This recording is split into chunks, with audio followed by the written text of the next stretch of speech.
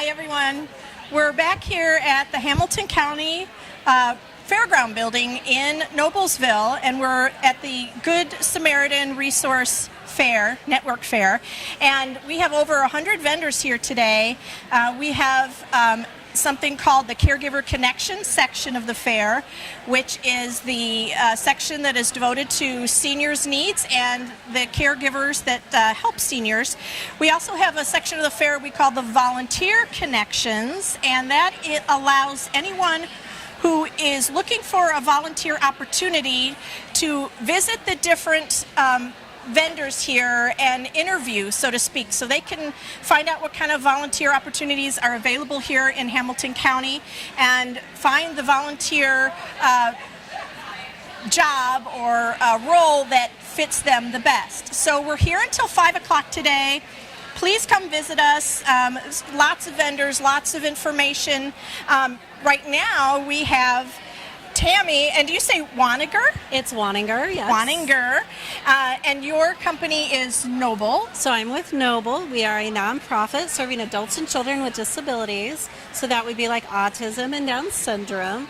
We serve about 2,500 adults and children with disabilities throughout central Indiana, primarily Marion County, Hamilton County, and sprinkling in the donut counties. And this happens to be our 65th anniversary year. Wow. So we're really excited. And you used to be known as? Noble of Indiana. Okay. So now we're just Noble Inc., right? Wow, that's a lot longevity in your organization. Very much yes. so. So you've been to the fair before? I have not been to the fair my gosh. before. Okay. So very excited. A friend told me about it, and I was very excited to be here and come today and be a part of it. And it's also a great way for organizations like ourselves to connect with other organizations. That's right. As well. Yes, and so you guys can maybe join forces in Absolutely. certain ways, or make sure you're not duplicating services, which is Absolutely. Nancy Chance is always working towards making everybody as efficient as possible. So that's Absolutely. That's wonderful. So what are some of the services, or what would you say are your primary services you guys provide for Hamilton County? Yeah, so some of the primary services we would provide would be early intervention, kind of known in the state of Indiana as First Step services.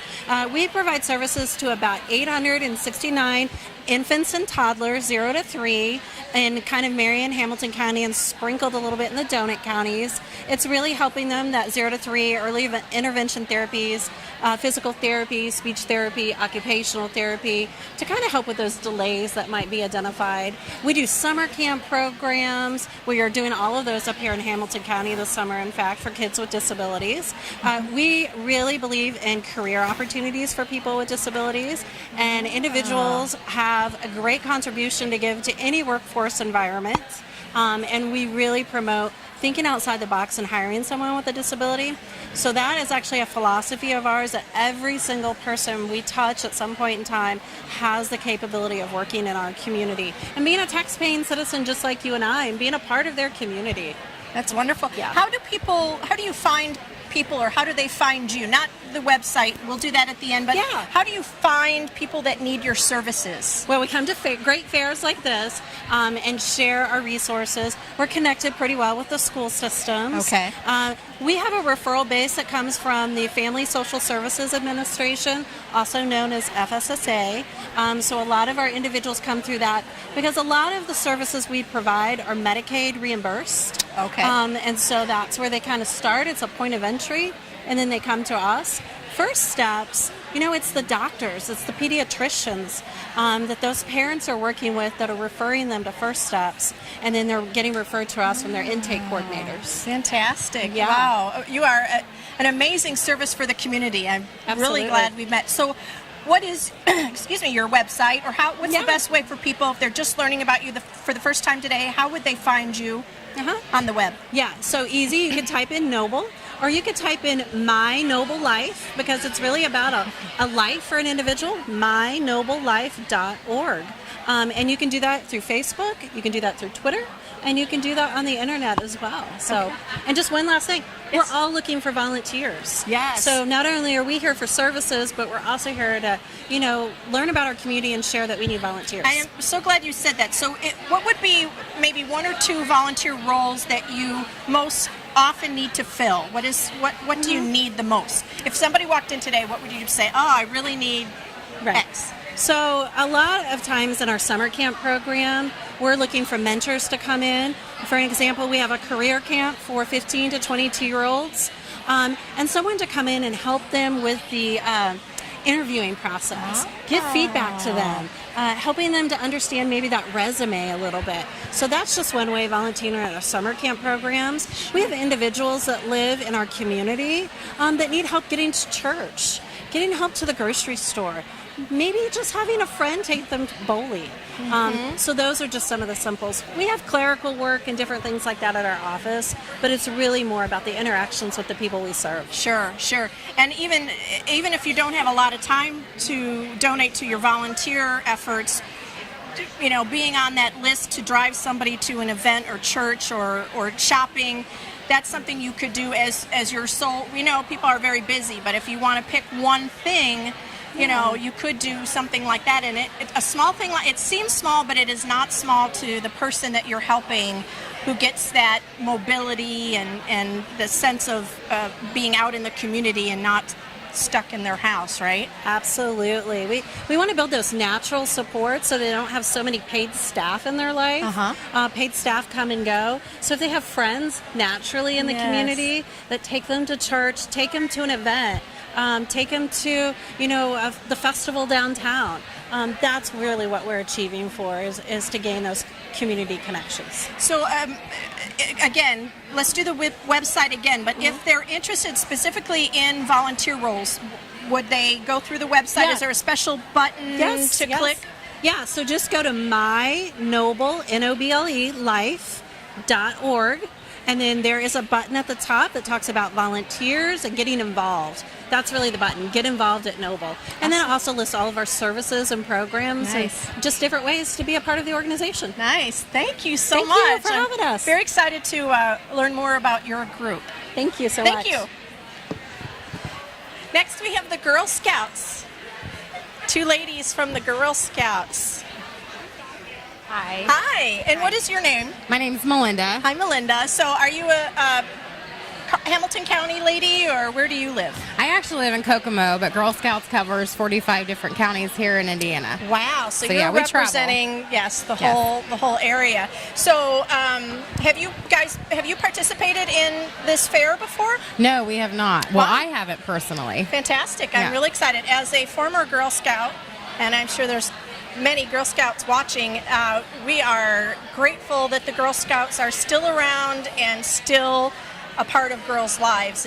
I remember camping and all the badge earning that we did, and it taught so many great skills as a young girl that I absolutely built upon as I grew up. So, and you had a statement you wanted to read, right? You wanted to say? No, we just wanted to talk about what Girl Scouts is. Okay. So Girl Scouts offers hands-on, girl-led, girl-centered learning in STEM outdoor adventures and entrepreneurship with an abundant opportunities to develop invaluable life skills.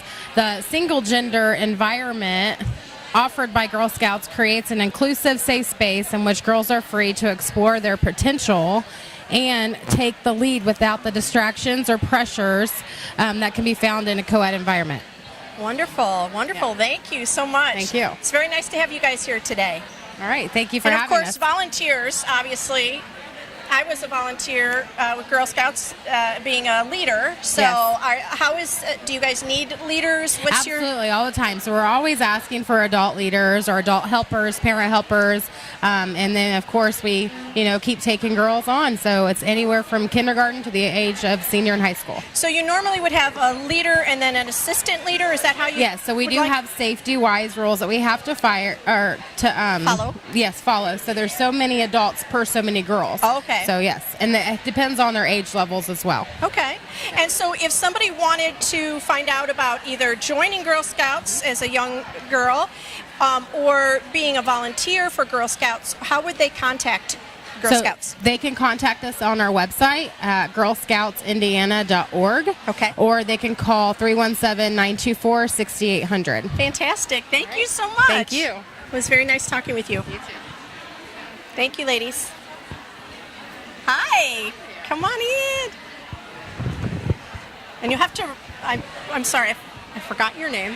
Oh, it's Polly Redmond. That's right, Polly Redmond. And which group are you with, Polly? I'm with the Heinz Adult Education Program. Ah. And so it's what people used to think of as the GED program, only Okay. we're much expanded in the last few years. HSE stands for High School Equivalency. Okay. And so there's just more than one test now nationally that's recognized. Indiana uses a test that's a little bit cheaper Okay. than the GED because that's $120 to take that test. Okay. So, but our classes are free, and we take both people who don't have a high school diploma in to get them the high school equivalency.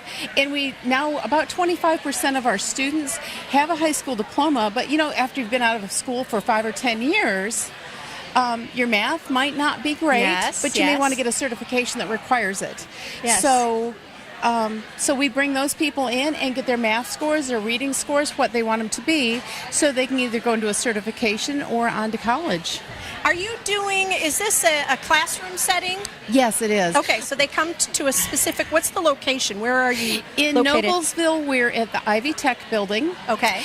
In Westfield, we're at Westfield Middle School. Okay. We also have programs. If people know anybody who've gone through the jail or through the community corrections program here, we also have classes in the jail and the community corrections program because they found that if people go through those classes when they're incarcerated, then when they come out, they have the skills to get a good job and are much less likely to repeat offend. Wonderful. Is So- there a typical length of time for the program? If somebody comes in and wants to get their GED, what time it takes? For most people, it's about 72 hours of classes. For our morning classes, that's about 6 weeks. Sometimes it can be longer if you dropped out in 8th grade and had 4 years to go. Okay. But even with that, lots of times 6 months will do it. Okay. For somebody who dropped out in, let's say, 10th grade, 6 weeks to 2 months, and usually they come in, they brush up their skills and get right back out the door. And we're partners with Work One. And so everybody who comes through our classes automatically qualify for certification classes with Work One. Wow. And it's really exciting these days. We have a waiting list of people who are waiting for welders and CNAs and medical assistants. And actually, we were just talking out here in the resource fair that welders now, if we can get them their certification, they're walking out the door with a full-time job with benefits at $14 to $15 an hour. Wow. And how long typically does it take for them to go through that training? Normally it's a 14 weeks of welding training because most of the welding training centers have to do night classes. Okay. Right now we've got a daytime class that's getting ready to happen in June and in 12 business days. So 2.5 weeks we'll Wow. have people in the door and back out, but they have to go from 8 to 5 every day. Okay. So it'll be a pretty intensive class. Yes. Going back to the GED, so I don't forget to ask, what about class times for that? So you mentioned a morning class, but if somebody wants to come, do you have evening or weekend opportunities? Or We have morning classes that meet Monday, Wednesday, and Friday from 9:30 to 1:30 with a short lunch break in there. Okay. And then also at the Noblesville Ivy Tech, we have evening classes that are Mondays and Wednesdays from 5:30 to 9. And then the Westfield classes are Mondays and Thursdays from 6 to 9. So we have a wide variety. We also have classes in Elwood and Alexandria and in Anderson. wow. So we cover all of Hamilton and Madison County. That's fantastic. It's just wonderful that you guys are here. Well, thank you. And how do people find you? Is it a website they should go to? Actually, the easiest way is just to call us. So if you call 765-552-4122, and anybody who answers that phone, it's a direct line into our department. Wow. And anybody I who... mean, a live person? How wonderful. Yeah, unless we're out at things like the resource Yes, fair, then you but don't get a live person because we're here. Wonderful. Wonderful. So yeah, that's and if we don't answer, if people leave us a message, we get back to them the next business day. Fantastic. Gosh, thank you so much. It's very interesting to hear about your group. I didn't know you existed. And we've been around for 60 or 70 years. Isn't that wonderful? So yeah, actually Heinz was one of the first programs to give the GED in the state back in 1947. Wow. The GED was developed for World War II veterans that had left high school to go serve in the military, and then when they came back, they wanted a fast track program for them to be able to go back to work. Okay. And so a lot of them came and got their GEDs, and that's what the United States set up the GED program for. I didn't know this, and so you're connecting something for me. So I always remember the Hines VA Hospital. I'm from Illinois, and there was a Hines VA Hospital. Mm-hmm. So where does where does your name come from, Hines? Is it comes from John H. Hines, Hines. Mm-hmm. He was a former director of the vocational school when it started way back in the 30s or so. Fantastic. So, yeah, we've been around a long time. Wow. And for our adult ed services, we just serve 2 full counties because by being connected to someplace that does certifications, we can give people a lot more. Right. So right. Well, that's fantastic. People can also get hold of us by going through the Work One because we're partner organizations. And so if they go into Work One to ask about training, Work One, if they need the training, they'll send them to us too. Fantastic. So we refer back and forth really closely. Fantastic.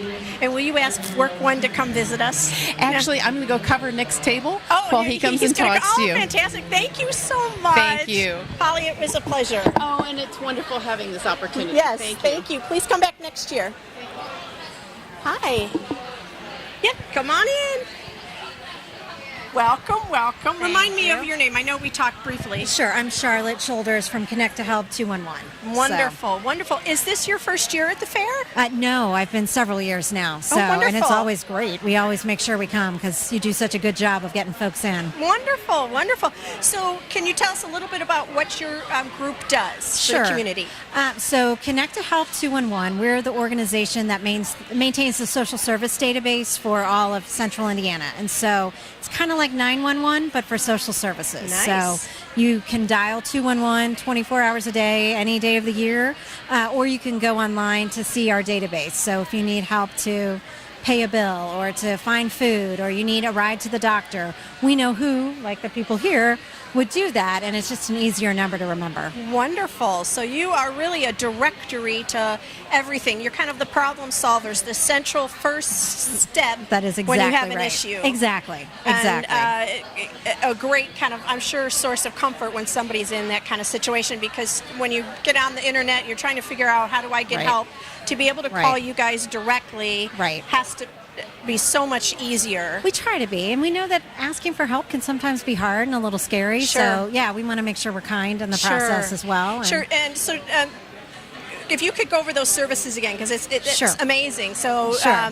you mentioned utilities. Mm-hmm. So can you talk a little bit about that? Sure. So if somebody can call you if they're having trouble paying their utility bill, is that how it works? Exactly. So Okay. what we would do at that point is we would want to know about their situation, because some programs you have to make this much money or more to qualify, or this program you need to live in this township, or whatever it is. So we're going to check all that eligibility. Okay. We're going to make sure that your family qualifies for the thing before we just give you that number. Sure. We're going to let you know what paperwork you need, in order to get the help, hopefully the first time that you try.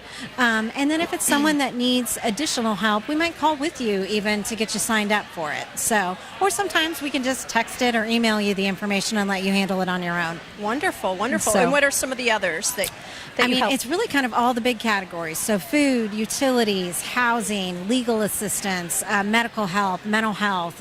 We're the domestic violence hub for Central Indiana. So Wow. if someone's fleeing a situation and they need to know, remembering the number to prevail off the top of your head may not be there. So we can Sure. help make that connection. If you're feeling suicidal today, if you want to volunteer somewhere, if you want to donate, it's all of that nonprofit and governmental information is what we have Wonderful. available. That's fantastic. And it's free and it's confidential, and most of the time the calls are 5 to 7 minutes, so it's not a lifetime commitment by any stretch. Right. So How do you get your funding? Where does we your have funding? a mix.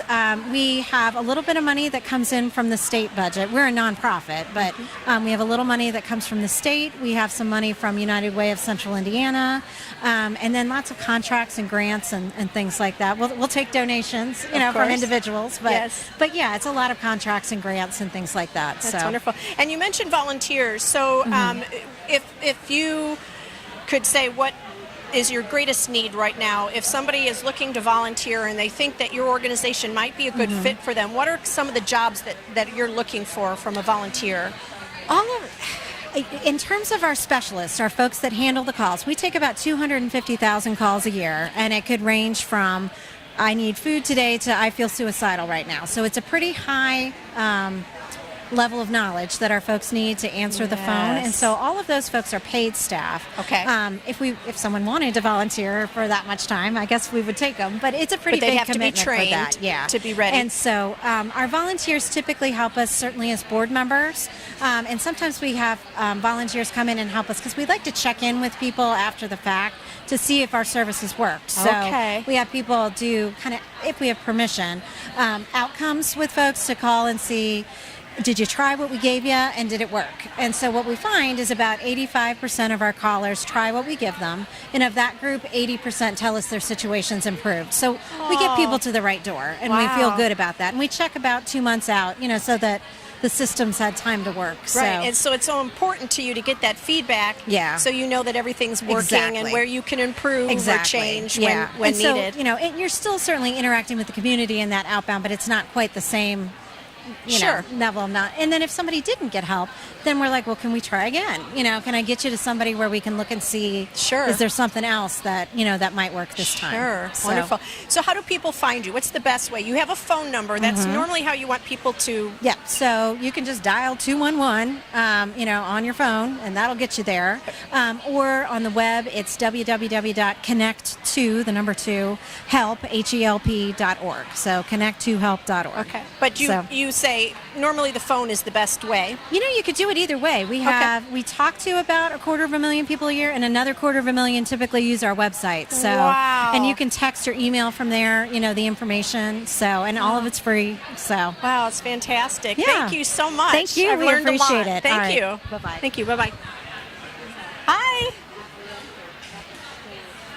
I see Aspire on your jacket. Right. Hi. And Hi. can you tell us your name? I'm Diana Huddleston. I'm the director for Boone and Hamilton counties with Aspire, Indiana. Wonderful. Welcome. Thank you for coming to the fair. Is this your first year at the fair? I think this is my 4th year at the fair. Wow. So do you find that you get a lot of visitors? Is this an event that you find brings more knowledge to the community of your group? Yes, I think that the people that come by and visit and can learn and get information, a lot of people have heard about us but not sure what we do or how to access our services, so it's very nice. So for somebody who doesn't know who Aspire is, what does Aspire do? So Aspire is a community mental health center, and we are an FQHC, so we do primary care as well as behavioral health. So we do integrated services. So at our clinics in Carmel and in Noblesville, you can find therapists working with children, adolescents, adults, people with addictions issues. We run groups for mental health issues and addictions. We work with families and children in the community, adults in the community with serious mental illness. And also we do primary care. So you can come into our clinic and see a doctor if you don't already have a medical home, and do all the things that you would do at a primary care office. Where are you located? Our Noblesville office is on Cumberland Road, right next to the library. Okay. And in Carmel, we're off of 136th Street on ProMed Lane. Okay. Okay, Yeah. wonderful. And do you use volunteers? We don't often. We use peer specialists, but we actually hire them Okay. to work with persons in our community-based program and in our addictions programming. But we have a specialty services, so we're using bachelor on up through medical MDs and psychiatry.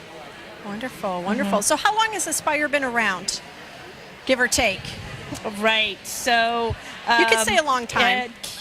a very long time. Okay, that's good. Yeah. Not yesterday. Yeah. So our past CEO just retired. I think he had been with us 35 years. Wow. So how wonderful. Aspire was created about 12 years ago out of 2 community mental health centers that merged. behavior core and the Center for Mental Health. Okay. But we are a community mental health center. We're one of 25 in the state of Indiana. Okay. So how many people do you think you serve a year? Did you mention that yet? I didn't. Okay. But I think it's close to 15,000. Wow. We serve 4 counties: Boone, Hamilton, Marion, and the northern part of the northern part of Marion County. Marion. Okay. Yeah. And we have just about 500 employees.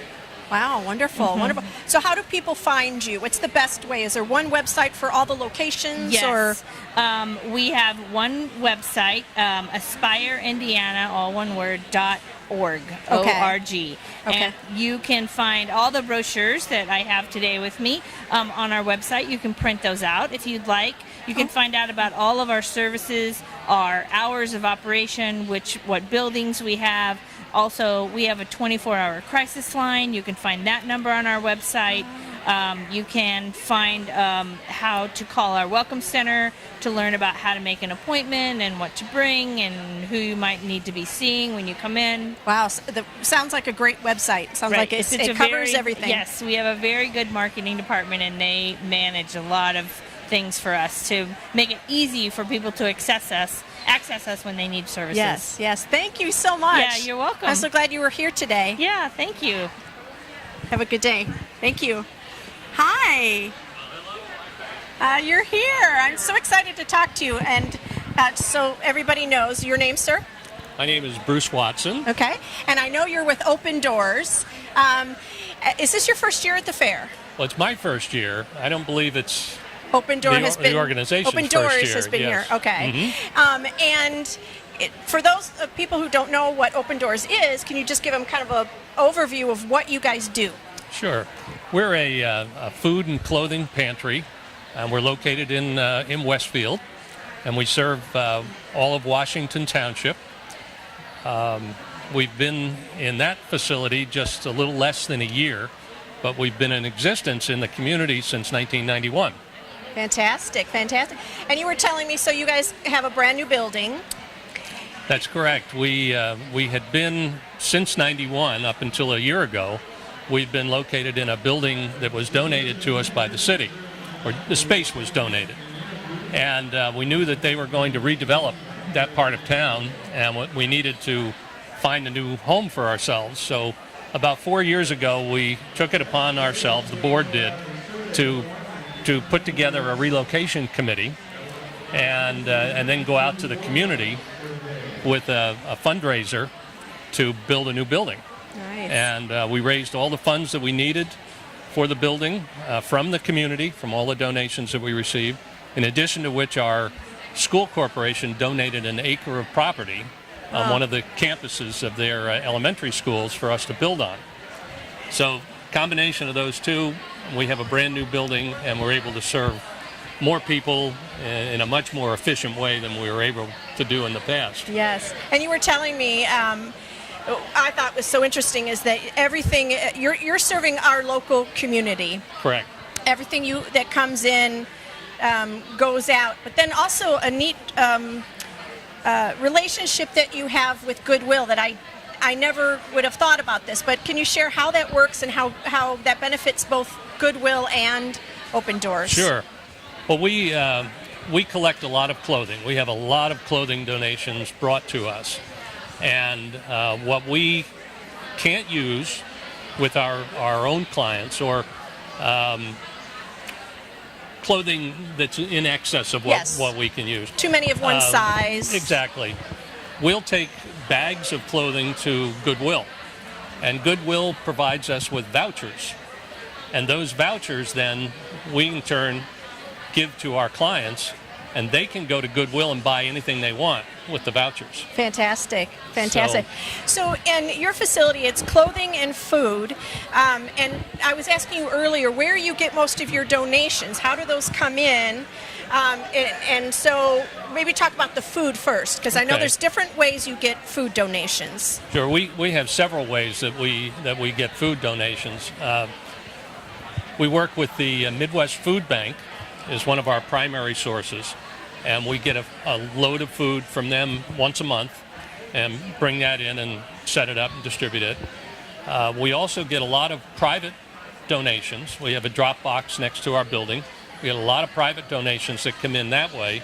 We also work very closely through the Gleaners partnership. We work with the Kroger stores, our 2 local Kroger stores. And I was just talking to the Kroger people over here just now, and they provide us with a variety of foods that are soon to go out of date. Wonderful. And so they bring them to us, and then we get them distributed very quickly. And we get frozen meats, we get baked goods, deli goods. We just get and produce. So we get a lot of food from them that then turns around and goes right back to our clients. And then with financial donations, you will actually buy food? And we purchase some food at some of the discount grocery stores, like an Aldi's, for example. Right, to fill that need. To fill the gaps in our food supply. Since we're talking about food and we have a moment, if people were wanting to donate food for your shelves, what are some of the foods that you need more of that are always in need? The shelf staple ones that they might have at home, and it might because I'm like that too. Me and my husband and I, we go through every once in a while and look at those code dates. What are some things that you always are in need of?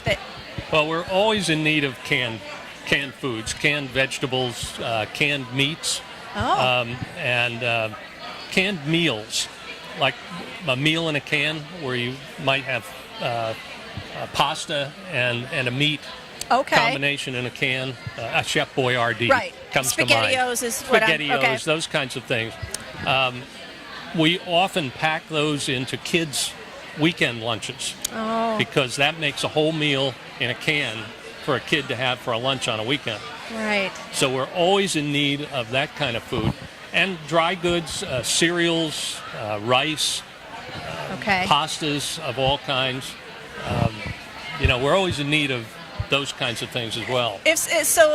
You have an after-hours drop, is that right? People don't have to be That's correct. Coming during hours, so it's a secure drop. What about if they want to bring refrigerated items, like milk or something that they got 2 for $1 and they want to donate 1? Is there a certain time that they can bring refrigerated or frozen items? Well, actually, we can't accept any refrigerated or frozen items from other than the grocery stores. Okay. And that's one of the Gleaners regulations for being a partner with Gleaners. Okay, but worried about spoilage or something like that. Okay, good to know. Only shelf stable items. Exactly. Okay, wonderful. You mentioned the kids' weekend packages, and I've heard about this with a backpack, and it's filled with food for the child to take home on a Friday afternoon. Is that right? Well, the way we do this is we actually we have a group of kids, special needs kids, from the local elementary school that come in once a week, and we set up a table with all of the items that we're going to put in these, what we call weekend back sacks. Not actually a backpack, but a bag. And they come in and they organize them all for us and put them in bags. And it's just great to watch these kids because they love to do this. And they're, as I said, special needs kids, and they just think this is the greatest thing in the world, and we do too. Yes. And anyway, so what we do is we put together meals for the kids who qualify for free lunches at schools. Okay. So that, because we know that many times they'll go home over the weekend and not have very much to eat, if anything. So we put these together, and through the schools, we distribute them back through the counselor department. And the counselors call the kids down to their office and take the bags of food and put them in their backpacks. Yes, so that nobody knows that they're carrying food home for the weekend. Right. So if somebody wanted to get information on this program, what's the best way to contact you? Well, probably through our website. Okay. We have a good website, www.opendoorswestfield.org. Okay. And there are different ways that you can. So would they do that register thing. for that program with you, or would that be through the school they would register Well, they would have to register through the school. first? Exactly. And then once you know that paperwork's in place, and then you guys will work on the weekend. Right, Okay. exactly. Okay. So they have to do A before they do B.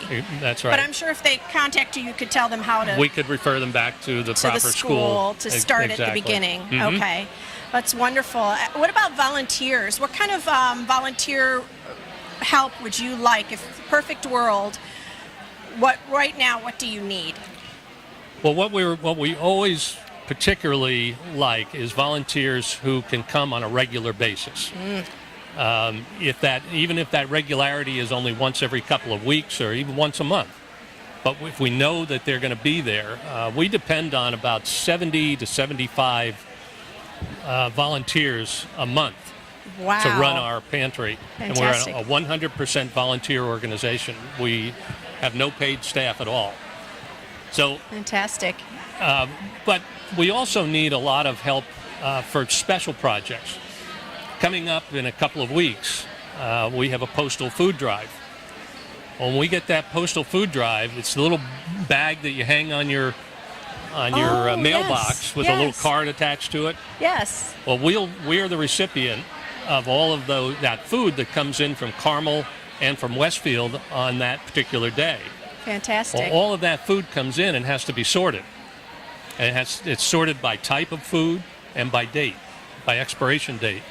So we need a lot of help for some things like that. We've got one of our board members who is responsible for that program, and he's coordinating all of the volunteers' effort for that. Off the top of your head, do you know what dates what would be the most needed dates for that project? Or what week coming up? So if people want to maybe help, then they would know, is it a weekend that it really happens on? It's a Saturday. It's a Saturday, It's so May, it's all... May 12th. Oh, there you go, May 12th. May 12th, and then weeks thereafter, there'll be other opportunities to do sorting. Okay. We have to bring a lot of this food in and get it sorted by type, which is about all we can do on that day. Okay. And we don't really look at the dates or anything, just by the type of food, by canned corn or canned beans or canned peas or whatever that might be. Got it. And the different types of dry goods that come in. But for weeks thereafter, we'll have opportunities for people to come in and help us sort the food. On May 12th, does that involve people going around? So you need drivers. Is that one part? The postal workers. They actually, that's pick where the up- word, I thought it meant the post No. box. So postal workers workers, assist you in the collection. That's right. Actually, it's their program. Wow. And they donate the food to us. Oh my gosh, I didn't know this. So, yes. Fantastic. And, so you need the volunteers at the warehouse that day. At the warehouse Okay. that day. That's okay. right. Sorters. And Unloaders. we've got a setup on Eventbrite. Okay. To schedule people in for Right. that day. How Good Samaritan So, does the same and thing for so volunteers. that's the way we're doing that. And then throughout the year, we have other special projects, a back-to-school project, a Thanksgiving project, a Christmas project, a spring cleaning basket project, and all of those require extra volunteers beyond our normal group of volunteers that work at the pantry. How far ahead before those events do you open up the Eventbrite registration normally? But they wouldn't go right now to do something 2 months out. They couldn't schedule their shift now, could they? No, we don't have things scheduled That that far in advance, and we're not always on Eventbrite. Oh, okay. A just lot of for times this. we just try to get the word out in the community, and have somebody responsible for the program that's going out to the community Yes. and advertising it and promoting it. Yes, right. So it sounds like you have these wonderful events throughout the year. It sounds like you guys just do an amazing job for Hamilton County and for Westfield. I told him I didn't know about the group earlier, and I am just amazed. It's fantastic. Oh, great. Very, very organized and great use of resources. Amazing. Well, It's a pleasure. we thank you for the opportunity to be here today. Yes. Okay. Thank you. You bet. It was Thank a you. pleasure to meet you. You too. Oh, hi. How are you? I'm good. How are you? My name's Nick from Hi, North Point. Nick. Yes, we talked briefly at the table, So tell me, for everyone here, Sure. your name again and the group you're with. Okay. My name's Nick Hyatt, and I am the out-of-school youth career advisor for Hamilton County, and I'm representing Work One of Noblesville, which is located inside the Noblesville Iowa Tech Building.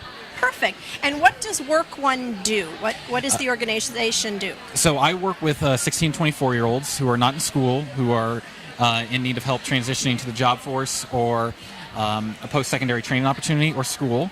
And we also have an adult component, which helps adult job seekers or people who are in need of a career change. And we have two adult career advisors, along with other staff, who help people on a one-on-one basis. Well, that's fantastic. So we understood that one of the career paths that you help people with was mentioned was welding. Yes. I am sure there's others. Could you tell us what other kind of Sure. what the needs are out there and Sure. what you guys are helping, assisting people to be trained in so that they can make a living? Yes. So the state of Indiana has addressed certain areas of the economy that are in need of skilled workers, such as manufacturing, healthcare, logistics, and the skilled trades. And we send a lot of people through those through short-term programs to get certified in those career areas. And the big ones, particularly in our area, are healthcare, administrative assistant, and skilled trades. So, yeah, we for those who are interested in how they might qualify for training at no cost to them, they should come visit us, and we might be able to assist them in that. There was a number I think I heard when I was at your booth about a shortage of the trades. What was that number? Okay. The state of Indiana has done a comprehensive look into what the state's going to need in terms of skilled work. And over the next 10 to 20 years, there's going to be 1 million job openings, approximately. And in the construction field alone, right now I believe there's a deficit of 80,000 skilled workers. And that's just construction. Right now, the healthcare field for the middle skill jobs is in need of work. We have programs that you can go to get a CNA license, a medical assistant license, a dental assistant license, sterilization tech license. So, like, there are plenty of different healthcare training opportunities, along with others, that we can potentially send people to at no cost to them. Talking about the construction trades, is there if you could give somebody who might be thinking of this, Yes. What is the time frame? I know you can, like the welding we talked about, can be a very quick training time, but what is an average? What are the other trades, and what time would it take somebody to complete that so they know, how much time they would need to devote to making a career change into one of these needed fields? Very good question. Like you said, the welding can be very short term, can be completed under 4 months' time, and you can get certified as an AWS certified welder, American Welding Society. And if you're wanting more longer term, we can refer you to a licensed apprenticeship program where you can get be paired with a master of that skilled trade and become what they call a journeyman, and that can be completed in under 2 years' time. Okay. Now, we keep talking about welding only because I'm not sure about the other trades. So what about an electrician or plumbing or what's the guy who puts up the 2x4s? Carpenter. Carpenter, thank you. So are those also in high demand, or are we in a shortage of all of these trades, right? All of them. Okay. And what is the training time? Let's say somebody says, oh, wow, an electrician, that would be great. Is that a longer training time? Typically, yes. We do not have a short-term, at this point, we do not have a licensed short-term program through Work Indiana funding for a short-term certification in one of those fields. Okay. Welding we do, and HVAC, heating, ventilation, and air conditioning we do. But outside of those two, they're typically longer term, or a training institution hasn't gotten Work Indiana approved yet, which is reviewed and approved by the Department of Workforce Development downtown. Well, so it sounds like anybody who might be interested in learning more about the trades, there's so much information you have, and you can, on a one-on-one basis, you can guide them into what the specifics are of each so that they can make a decision what's right for them. As far as the healthcare field, I didn't know about that part, so that is really great too. And what were the areas you were talking Sure. about? Well, we have a very popular healthcare training program called, it's technically a CCMA, Certified Clinical Medical Assistant, and it's offered through Vincennes University. It is offered twice a year, and the cool thing is just this year, it was the first time that it's been offered through Riverview Hospital, which is right up the road. And the training takes place at Riverview Hospital in the Women's Health Pavilion. And at the end of the program, which lasts 3.5 months, they will be given a state board exam. They pass. They are both state and nationally recognized. And then they have the opportunity, which we highly encourage, to continue a externship program, which is off-site in the actual field, so that they can not only have that license and that certification, but also be plugged into a real-world job and hopefully be offered a job at the end of that. That's fantastic. So if somebody's already working at a job and they want to make this change, just in general, are classes available in the evenings as well sometimes, or weekends, so they can try to still maintain that day job and make the transfer over? Yeah, I can give you 2 examples. So for the medical assistant, that is offered typically 3 nights a week, 6 to 9:30. Wow. So typically it's a Monday, Wednesday, Thursday, or a Tuesday, Wednesday, Thursday.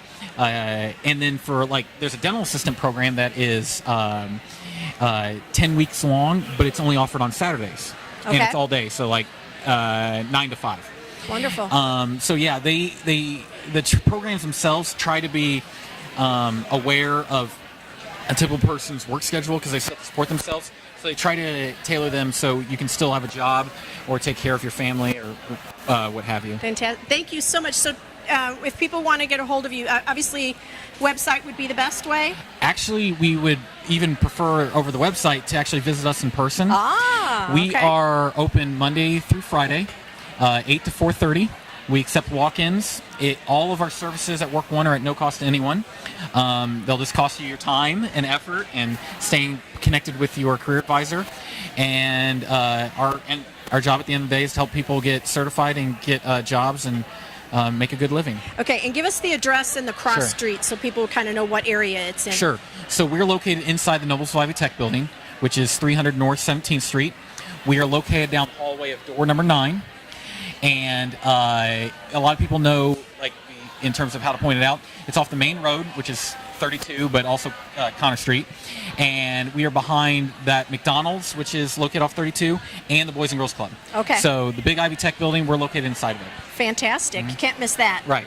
Thank you so much. It was a pleasure talking with you. Likewise. Thanks. Thank you. Hi, sir. You're with Hope. Hope Clinic, correct. Hope Clinic. Thank you for waiting. Oh, no. This gentleman was telling me so many things about his group. So Hope Clinic, can you tell, first of all, your name, sir? Mike Jenkins. Mike Jenkins. Yes. Nice to meet you. Thank you.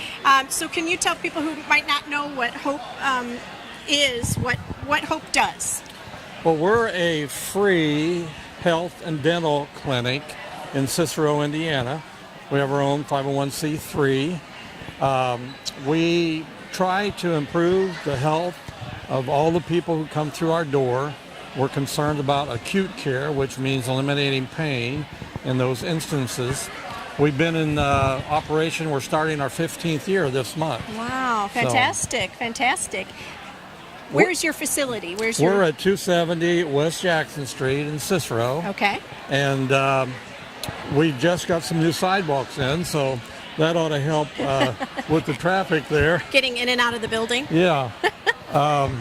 So today we're glad to be here. We get a lot of networking done and meet a lot of people who can use our services. That's right. So who do you find comes to your clinic? Okay.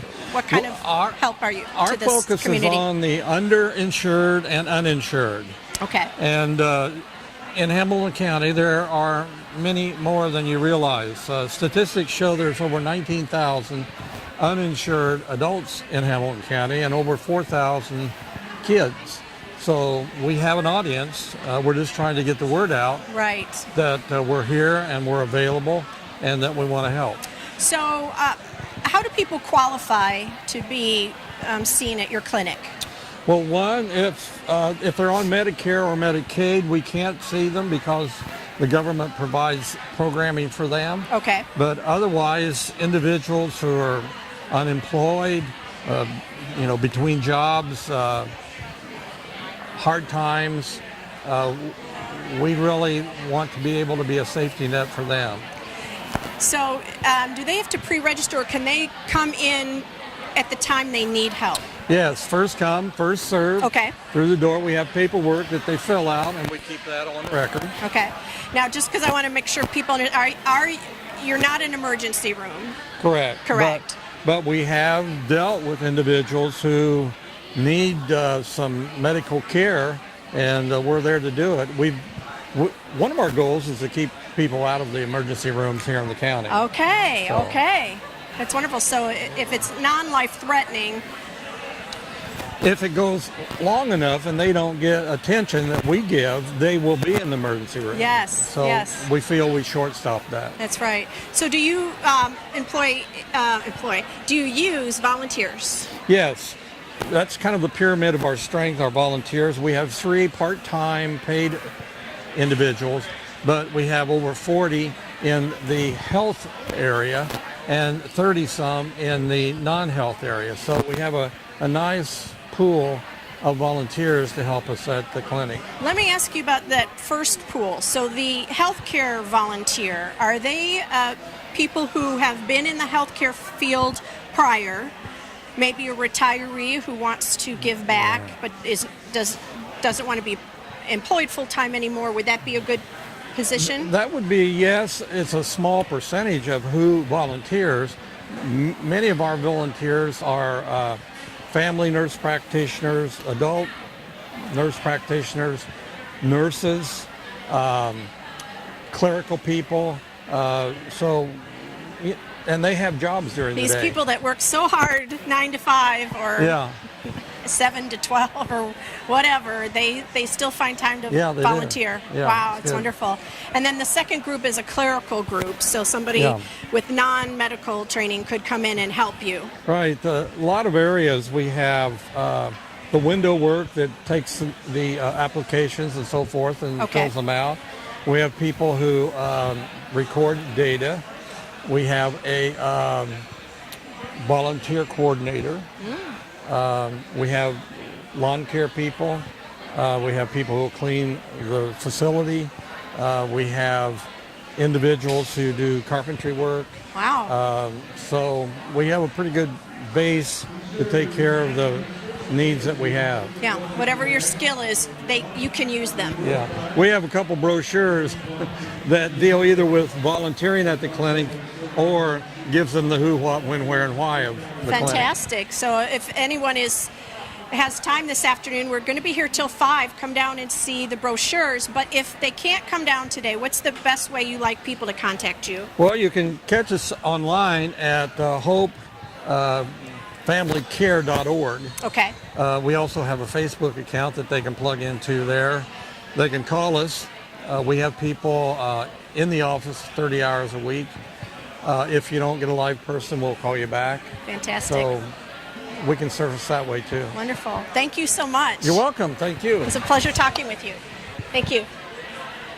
Oh, no, I could keep going. Oh, no, I'm good. Thank you. I'm having fun.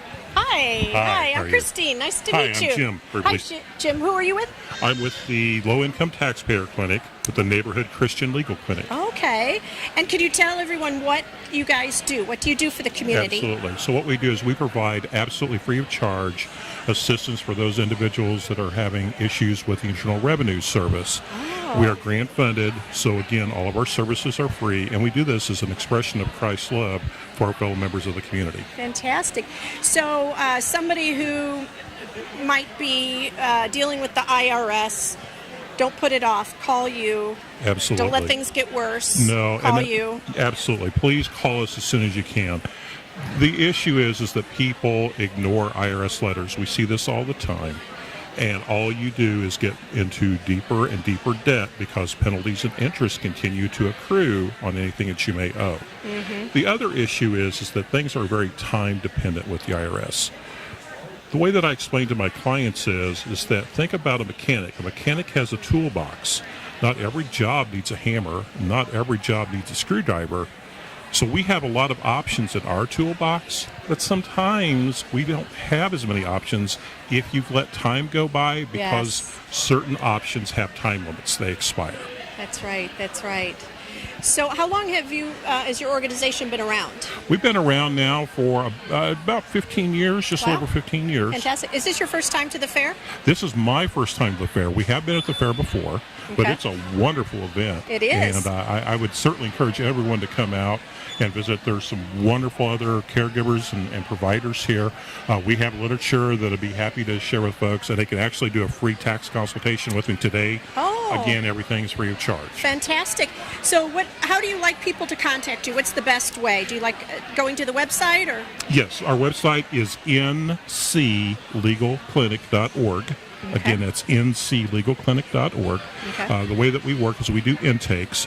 You come to a free intake, you'll speak with an attorney, and that attorney will advise you and then pass the case on through the system. If your case is such that we can represent you, again, that's free. We will then contact you, and we will move forward and represent you before the Internal Revenue Service. Fantastic. Do you have a brick and mortar location? We do, yeah. We're located at 3333 North Meridian Street in Suite 201, and that's just north of the Children's Museum downtown in Indianapolis. Fantastic. However, we serve folks throughout Indiana, and our intake locations we have at various times, and all those times are listed on the website. Okay. But you can come to an intake in Indianapolis. You can also come to an intake in Hamilton County. We do it in Marion County and all the contiguous counties as well. Okay, fantastic. Thank you for what you do. Oh, you're welcome. That's My pleasure. fantastic. Thank you for what you do. You Have help a great lot day. of people, I'm sure. Thank you. Hi, ladies. Are you coming up together? Yay! I'm so glad.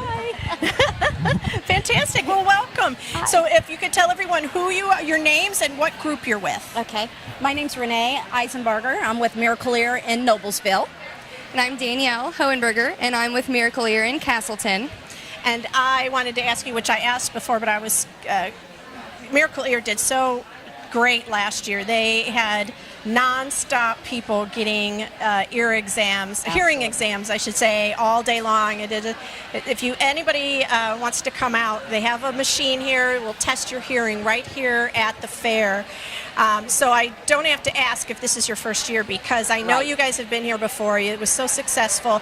And you were telling me how many locations you have. So where are some of the locations in Hamilton County? Okay. Well, there's a total of over 1,300 locations nationwide. Wow.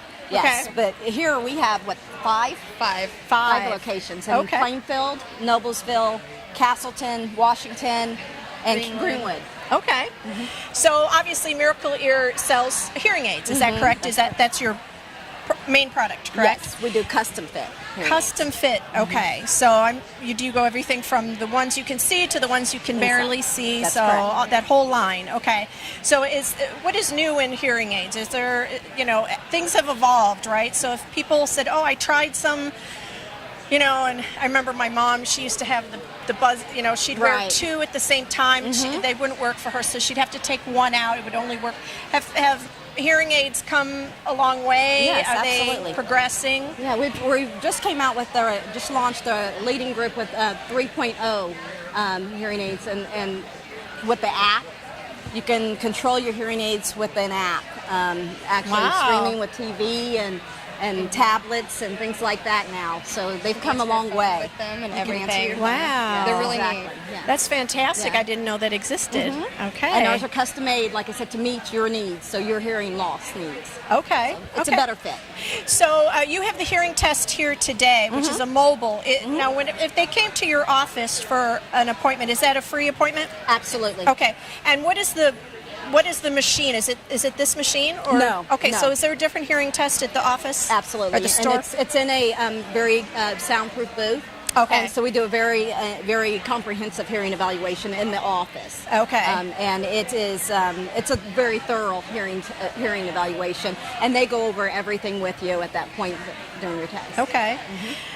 So someone like me, I'm in my early 50s, and I actually think I do have. I mean, there's certain sounds. My husband turns on the closed caption on the television now for me. So I think I'm not sure I'm ready for a hearing aid, but would it be advantageous for me to come and just get a hearing test? It would be ideal for you to come and get a hearing test for sure. Those are some signs that would indicate a hearing loss. And so we would recommend, and doctors recommend at 55 and up, that people do get an annual hearing evaluation. Oh, so okay. we encourage anybody that sees something like that, or a spouse that sees that, we encourage you to come in. Yes, for sure. Yes. Yeah. Okay. So I guess I have to go in and get my hearing checked. I think so. Sounds like you guys make it a good experience. Yes. So. Yes, we do. So if somebody wanted to locate your facilities in your stores in Hamilton County, is there one website? Or Absolutely. What's the best way to find you? You can reach us at www.miracle-ear.com. Perfect. Thank you so much. I'm so glad you guys are back this year. A lot of people I know enjoy getting their hearing tested today. Thank you for having us. Thank you, ladies. Thank you. Hello. We talked briefly. We did. Dina. Uh-huh. I'm Christine. Nice Hi. to see you. I see you too. So, Dina, tell the group who is watching us, the people watching us, what group you're with. Dina Simpson. I'm the Assistant Divisional Social Service Director for the Indiana Division, and I'm with the Salvation Army. And so we have a footprint in almost every county in the Indiana Division, and our division is the state of Indiana minus some areas up in the northern part of the state. But we provide a triage of services from pantry to shelter to our drug and alcohol treatment program to our core, our community centers, our churches, our residential programming. And then in Hamilton County, we have what we call our social services. We are located with the Noblesville Housing Authority, and we provide extensive case management, some financial assistance in our Pathway of Hope program, which is a long-term, extensive case management approach to breaking the cycle of generational poverty, working with families, the entire family, from housing, education, job stability, financial stability, anything that we can do to promote goals and promote stability. Wow. Yeah. When you hear the name Salvation Army, you know they do a lot, but you don't always really know what they do. And when you tell me this, I'm really blown away by how many avenues you guys are involved in. So if you could tell us what are the main, is there one avenue, are you more involved, a larger portion of what you do in one area or another? You know, I have to say that we are all of the above. I mean, we try and remain, we are a church, and so we try and remain have the open door programs to where individuals can come back if they need to, and it's trying to identify the needs of different communities because they do look different. Okay. And trying to adapt to individuals in the community, from the housing concern to seniors, youth, individuals that are dealing with mental health concerns, poverty, victims of violence. So just overall, just trying to encompass all of that and seeing what can we do, what can we help with. And it does look different in different communities. Sure, Yeah. sure. So I would guess you work with a lot of these agencies that are here today, co-working and working together when there's an issue. Yes. If people want to find you, where would they find you? So you can go on to www.salvationarmyindiana.org, and then from there is a very user-friendly website from volunteering to accessing services to getting information regarding our Hamilton County footprint as well as our other programs across the state. And then on Facebook, look up Salvation Army Indiana. And then Twitter, I'm not so sure, but again, if you go on to our website, you'll be able to get the connection there as well. And speaking of volunteers, is there an area of volunteers that you're more in need of? Certain types of volunteers? We can use volunteers all year round. I know that we promote a lot for our seasonal or holiday programs, particularly our kettle campaign. Okay. Our Red Kettles Ringing the Bells. Yeah. That is our primary fundraiser. as well as our angel tree program, our Christmas tree, and our Christmas gift program for families, as well as our Coats for Kids.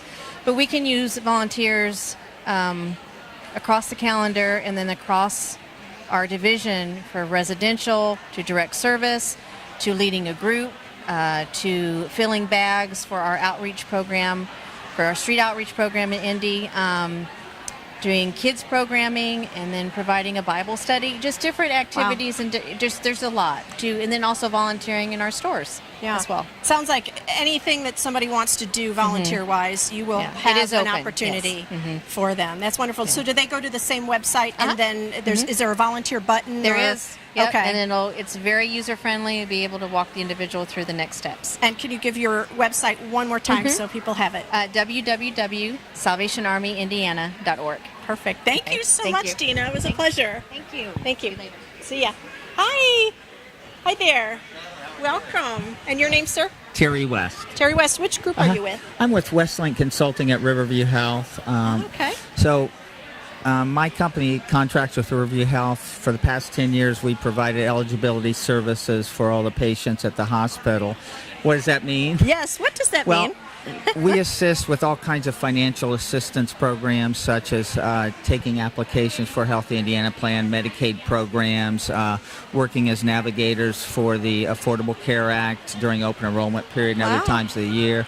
So we're always working with patients, with elderly patients and Medicare eligible patients. We provide SHIP enrollment center status types of things, such as helping individuals enroll in the qualified Medicare beneficiary programs and low-income subsidy programs. So anyway, trying to stay away from the vernacular that we use, but we're here to help patients who have financial needs related to their medical care needs. So if they're unsure whether you can help them or not, you encourage them to contact you, and you can tell them where your areas of help lie. Yes. Oh, go ahead. We're part of, my staff's part of the patient account staff at Riverview Health or Riverview Hospital, and basic premise there is to provide financial assistance for individuals who are having medical care or will be seeking medical care in the future. So we try to streamline and help patients with whatever their needs are at the time. So do you encourage them to visit you or call you? Yeah. How do you like them to contact you? Well, we're open Monday through Friday, 8 to 4:30, the office. I work a variety of schedules, so I do house calls for patients that can't get out, so we're happy to go out and help them in any way that we can. So, and the patient accounts office is on the main floor of the hospital. It's around the corner from the cafeteria. Okay. Again, Monday through Friday, 8 to 4:30. They can find that also on our riverview.org website. Okay. So. Okay. And do you use any volunteers? No, we don't use volunteers. We have 3 staff that go out and we work to help patients at Riverview. We'll help anyone. If someone's not a patient of Riverview, we encourage them to come in. We'll be glad to help them. Wonderful. If they're interested in Riverview at that time, that's fine. But if they're not, we just want to help them meet their needs wherever they are. Fantastic. So, fantastic. Thank you so much. Thank you. Thanks. Bye-bye. Thank you. Hi, how are you? Fantastic. How are you? You're Lori at- Satterfield with IU Health. Yes. And Hi. say hello there. Nice to meet you. Yeah, likewise. Yes. So is this your first time at Christine? Christine. Is Hi, this your Christine. first time at the fair? It is not. We were actually, since I've been a part of the organization, we've been here the past 2 years. Wonderful. So yeah, very excited to be here on behalf of IU Health North and IU Health Saxony Hospitals. Yes. And so we have lots of great volunteers, and we're out promoting some of our gift cards for Mother's Day for a $49 heart scan. Say that again. So there's yeah. a gift card. What Yes. now? More about that. Sure, absolutely. It's a gift card, and the gift card is for a $49 heart scan. And so you can buy the gift card and give it to your mother for Mother's Day for her to go get a heart scan. Wow, that is fantastic. So, yes. So we're thrilled. We think it's very important for people to be heart healthy, and so we have the gift cards out for the $49 heart scans. So I'm unfamiliar, what machine is this that's doing the scan? I was going to say, actually, it's going to be kind of one of those, they hook you up kind of like an EKG, and they kind of just read to see whether or not you have any blockage or any of that type of thing. It just kind of gives you a baseline, which is really great, because if you kind of do it now, you know if you have any blockage. And then if you do it like a year from now or even 5 years from now, they can compare the two to see if you had any changes. Got it. Okay. That's wonderful. And so you're doing that at both locations? We are. We're doing that at both at IU Health Saxony Hospital and IU Health North Hospital. Give us the addresses of each. Sure. I was going to say IU Health North is located at 11700 North Meridian Street. And then Saxony is located at 1300 East 146th Street. So if they come in, where do they go within the hospital for this program, the gift card? Absolutely. If they actually, if they go online, they can actually purchase and do it there. Okay. Or if they'd like to show up at the hospital, they can do that as well. Okay. They'll go into the main entrance and just stop over at the welcome desk at each hospital, and they will direct them from there. So if they do it online, they just print out the gift certificate? That is correct. Nice and easy. Yes, nice and easy. And a matter of fact, you can actually go online and schedule the actual scan as well. So that way you can purchase the gift card, and then if your loved one lets you know when they'd like to go, you can go back online and lock in that date and a time. Yeah, what a way to say, I love you, Mom, or I love you, Grandma, or I love you, Auntie, I love you, wife, to get them in and get that test. Absolutely. It's a very important thing, and so yes. Is this the first year you guys are doing this? We've actually been doing heart scans for the past 3 years. This is the first year, though, that we have started doing gift cards. So usually we would just ask individuals to do it. And so, yes. And I would be remiss today. I feel it on my heart to share the story. Sure. But even I go out and I promote this. I'm in community outreach. I do this all the time. And I had a loved one, if I had just said to my family, make sure you get a heart scan. But actually, it was 2 years ago today that he passed from a massive heart attack. And had I just asked him to get the $49 heart scan, we would have known he had some blockage, and we could have done something about it. Right. So so I strongly encourage everybody to go out and do it, and that's my main message. And so I definitely make sure that I pass that message on. So it's a great Mother's Day gift. But it's not just for mothers. Correct. Yeah. It's a great time to remind people to do it.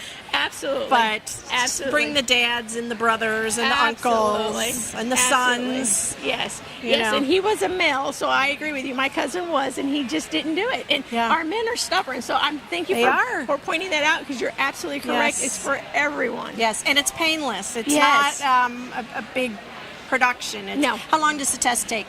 Honestly, it takes only about 5 minutes. I've actually had it done myself. It was painless. I just went, you just lay there, they run a scan over you, and then that was it, and then they gave me my readings. Results are instantaneous. Pretty much so. The tech can kind of tell you, but they do like a specialist for the doctor to actually look at it, and they still will call you back a few days later. But if they see something, one of the techs right then, which we have had, that we will immediately send someone that may need to get a stent who did not realize they had a lot of blockage. Fantastic.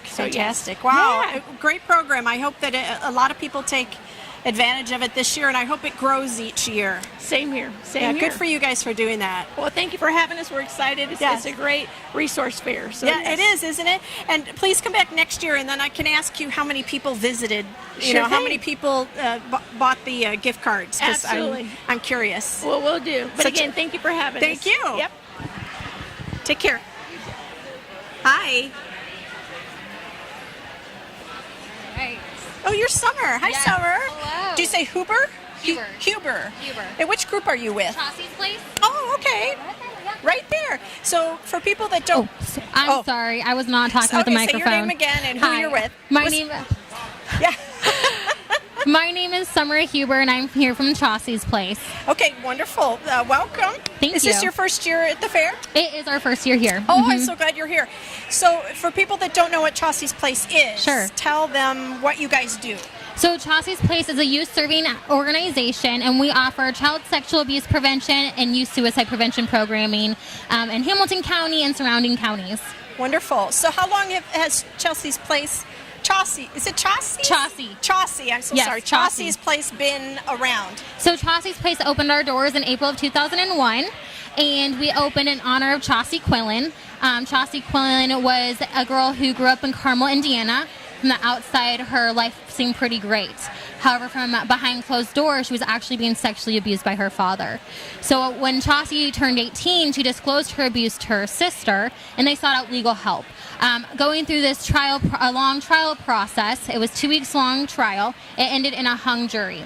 So as you can imagine, the turmoil and having to tell her story over and over again took a very big toll on Chauncey. And Chauncey ended up taking her life by suicide when she turned 21.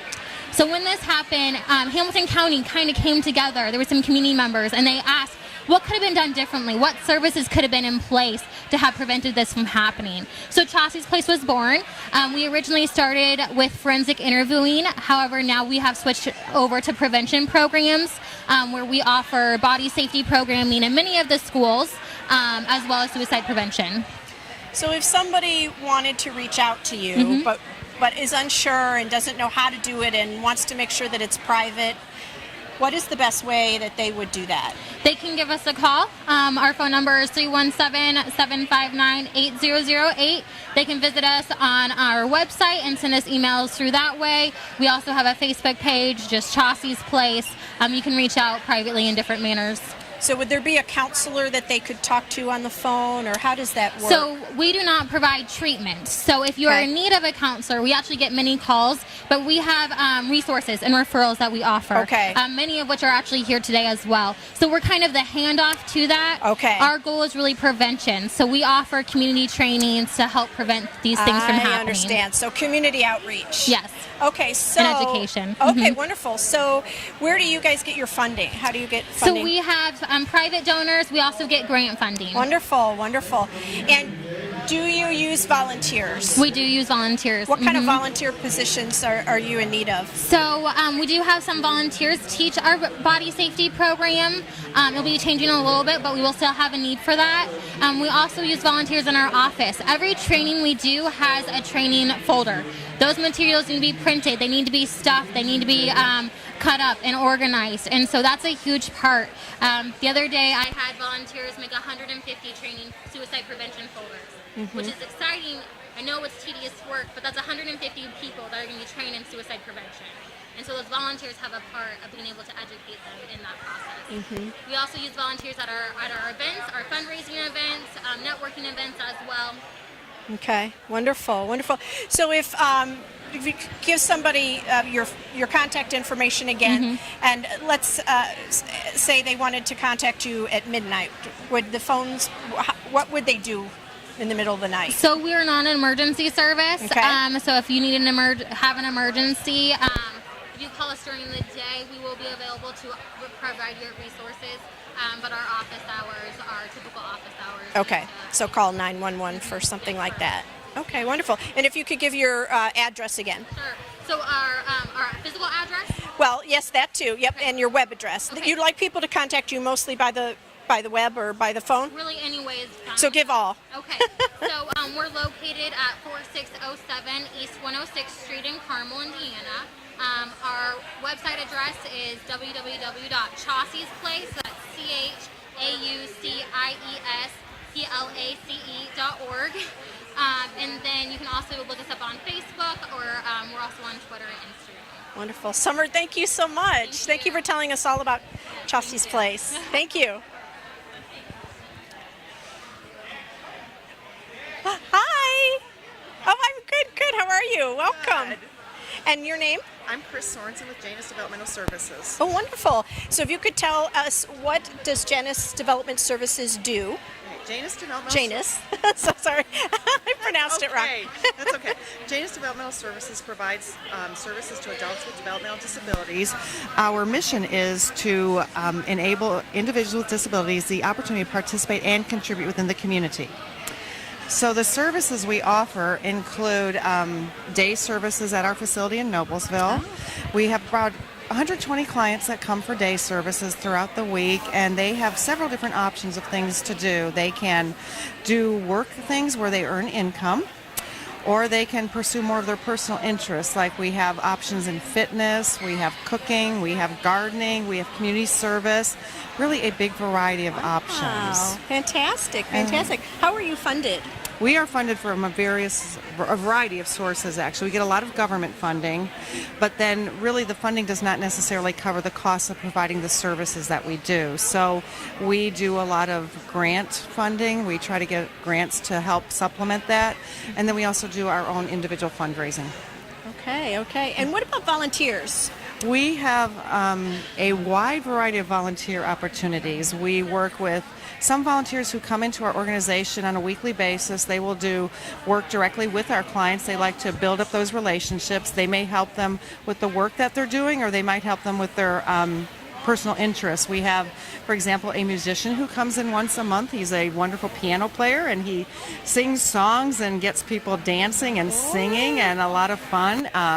We have a former teacher who comes in and helps our clients with sewing skills. They create a lot of things with sewing machines and fabric and painting and just a big variety of things. And we also have volunteer opportunities for companies. Maybe if they want to do like a day of community service, we will find opportunities, maybe mulching, landscaping types of things, painting. So we try to make if anyone wants to volunteer, we try to find something that appeals to them personally.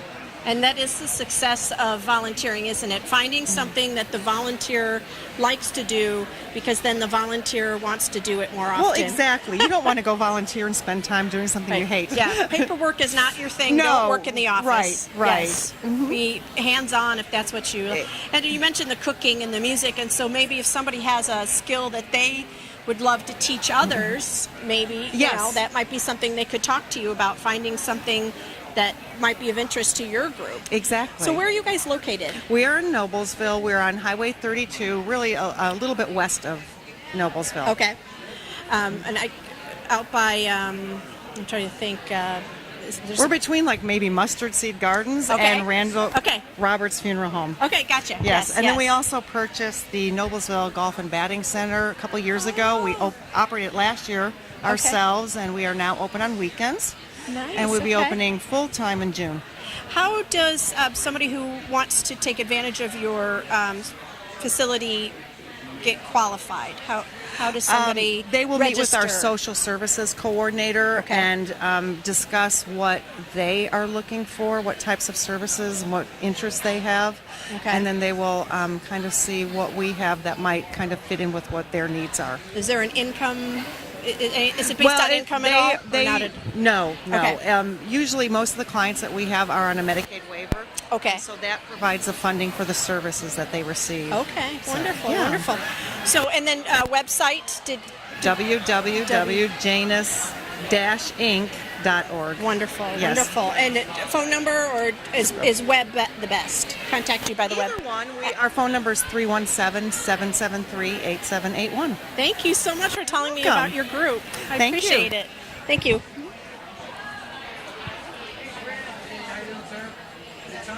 It's time. Hi, how are you? I'm doing well. Oh, Thank your you. Food pantry. I see food pantry Yeah, that's right correct. there. The White River Christian Church Food Pantry. Wonderful, wonderful. So and your name? Fred Knoll. Fred Knoll. Is this your first time at the fair, or This have you is- guys been here many times? Been here many times in the past. I think since the inception. So we've seen incredible growth. 9 years. I believe so. I think we've been here every year. So that's a good. I'm curious. Was it the entire building the first year?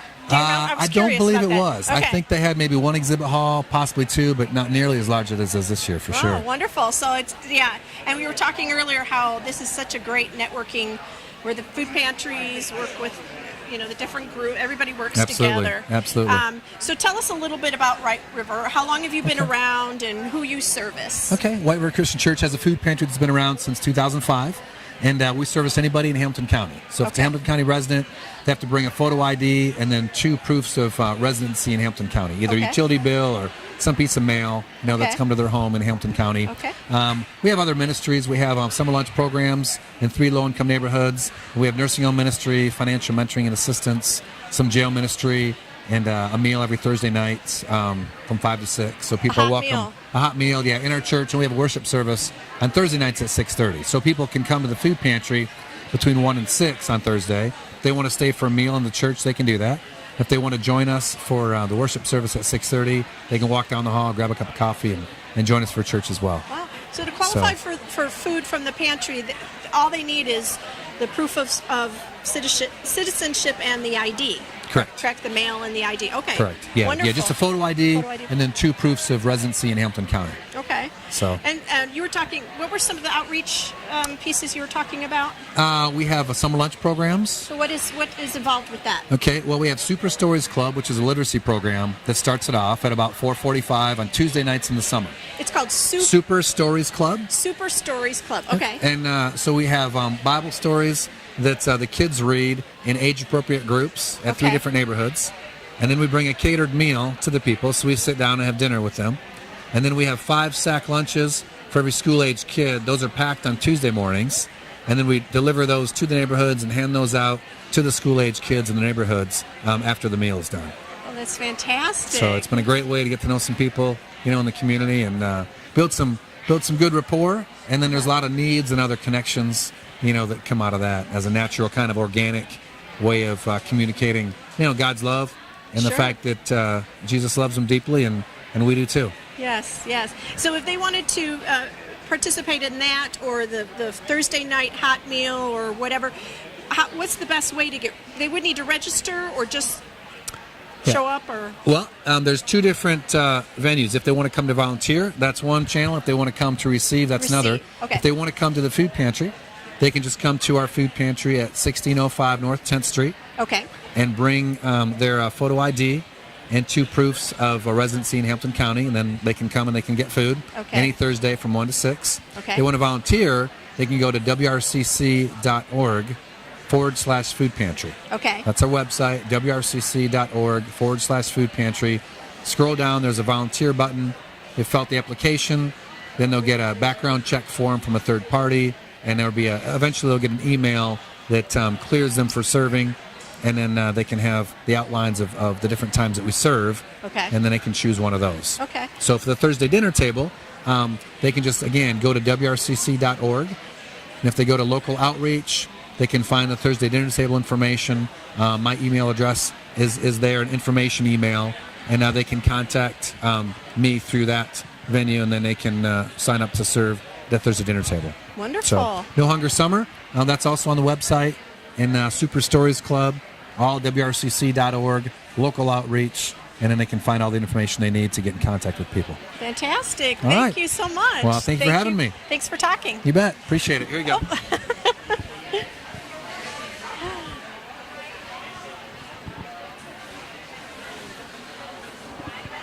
Hi, Nancy Chance. I want to talk to you. Oh, boy. Because you're the queen. Can we sit down? Yes. Is that okay? Yes. I'm ready to sit down. Oh. I just want to talk to you about what a wonderful help and assistance she's been. This is Kristen Tennant, and she has been very, very helpful to us in keeping this vibrancy of this fair going. She does a lot with seniors, and she has a passion for seniors. I want her to tell you a little bit about her passion. Oh, well, my main passion is to document seniors' life stories. That's what I think is important because in our own lives, you can think about anybody in your own history that you wish you had listened more or documented their stories, and you say, wow, I wish I remember what my dad told me about XYZ. And so it's a way to know our parents and our grandparents ourselves, but also it's a way for our children and our grandchildren and so on to know these people that they may never meet. And ideally, with the way technology works, it could be recorded now, and that by being copied onto whatever the newest technology is, that video could survive literally hundreds of years. And so what a gift. That's something that we obviously can't have. Our great-great-grandfather, we don't know what he sounded like or looked like, or maybe we do if you're lucky enough, what he thought about things, his feelings on life, what was important, his morals, his beliefs. But we can give that to the next generation. So I think it's so exciting. And the thing about doing the whole process, there's twofold. It also socializes the senior. So it provides a wonderful way for them to share their life story and to feel that somebody cares about their life story, because we do. You don't have to know the senior to value what they've gone through and what's happened in their life. And what's interesting is when you talk to seniors initially, they think that their story isn't interesting. They think, oh, well, nothing's happened. I didn't fight in World War II. Nothing really interesting happened in my life. And as soon as you start talking to people, you realize everybody's life is interesting. Everybody has a story to tell. And there are valuable lessons in everybody's life. So, my thought is, or my wish is that, there would become an army of younger people that could go out and interview seniors and record these stories for their families primarily, because I'm a genealogist. That's my passion, my hobby. But also for the social aspect of people my age, but younger people. We talked about high schoolers, and I think that it would be a great two-way path between high schoolers and seniors. And I did do, thanks to Nancy for suggesting me, I did a talk to a group at University High School, and those kids they already had a relationship with the seniors by doing computer and phone and tablet instruction. They're helping them with their technology. So they already had a senior that they worked with, and then they went and they interviewed these seniors and saved their life stories and gave the best gift that they could give to their children and their families. So Wonderful. But I just want to say, I am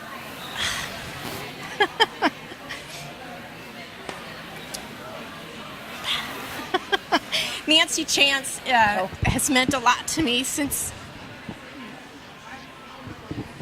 coming to Indiana.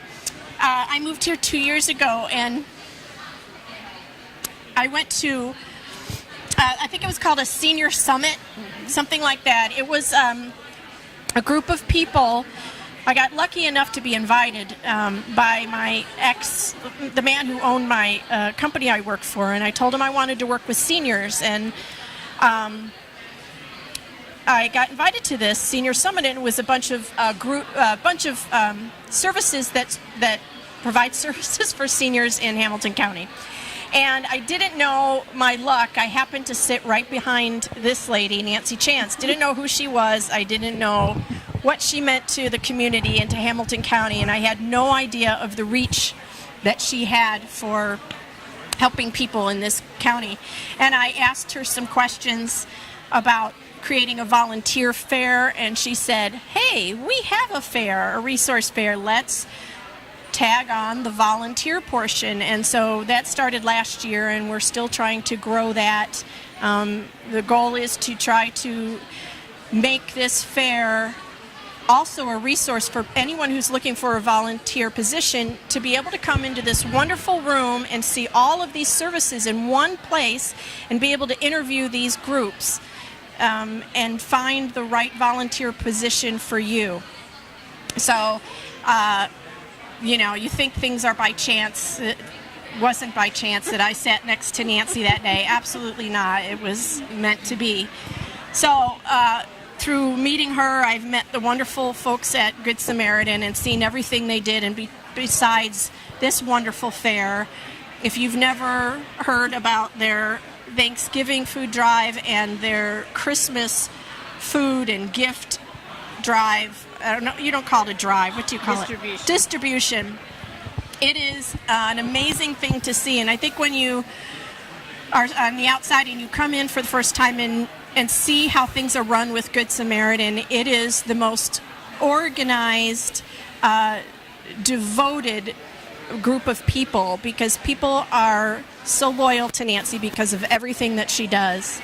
It is an amazing to see, just to see it work. So if anyone is looking for a volunteer position and you want to be inspired, seriously inspired,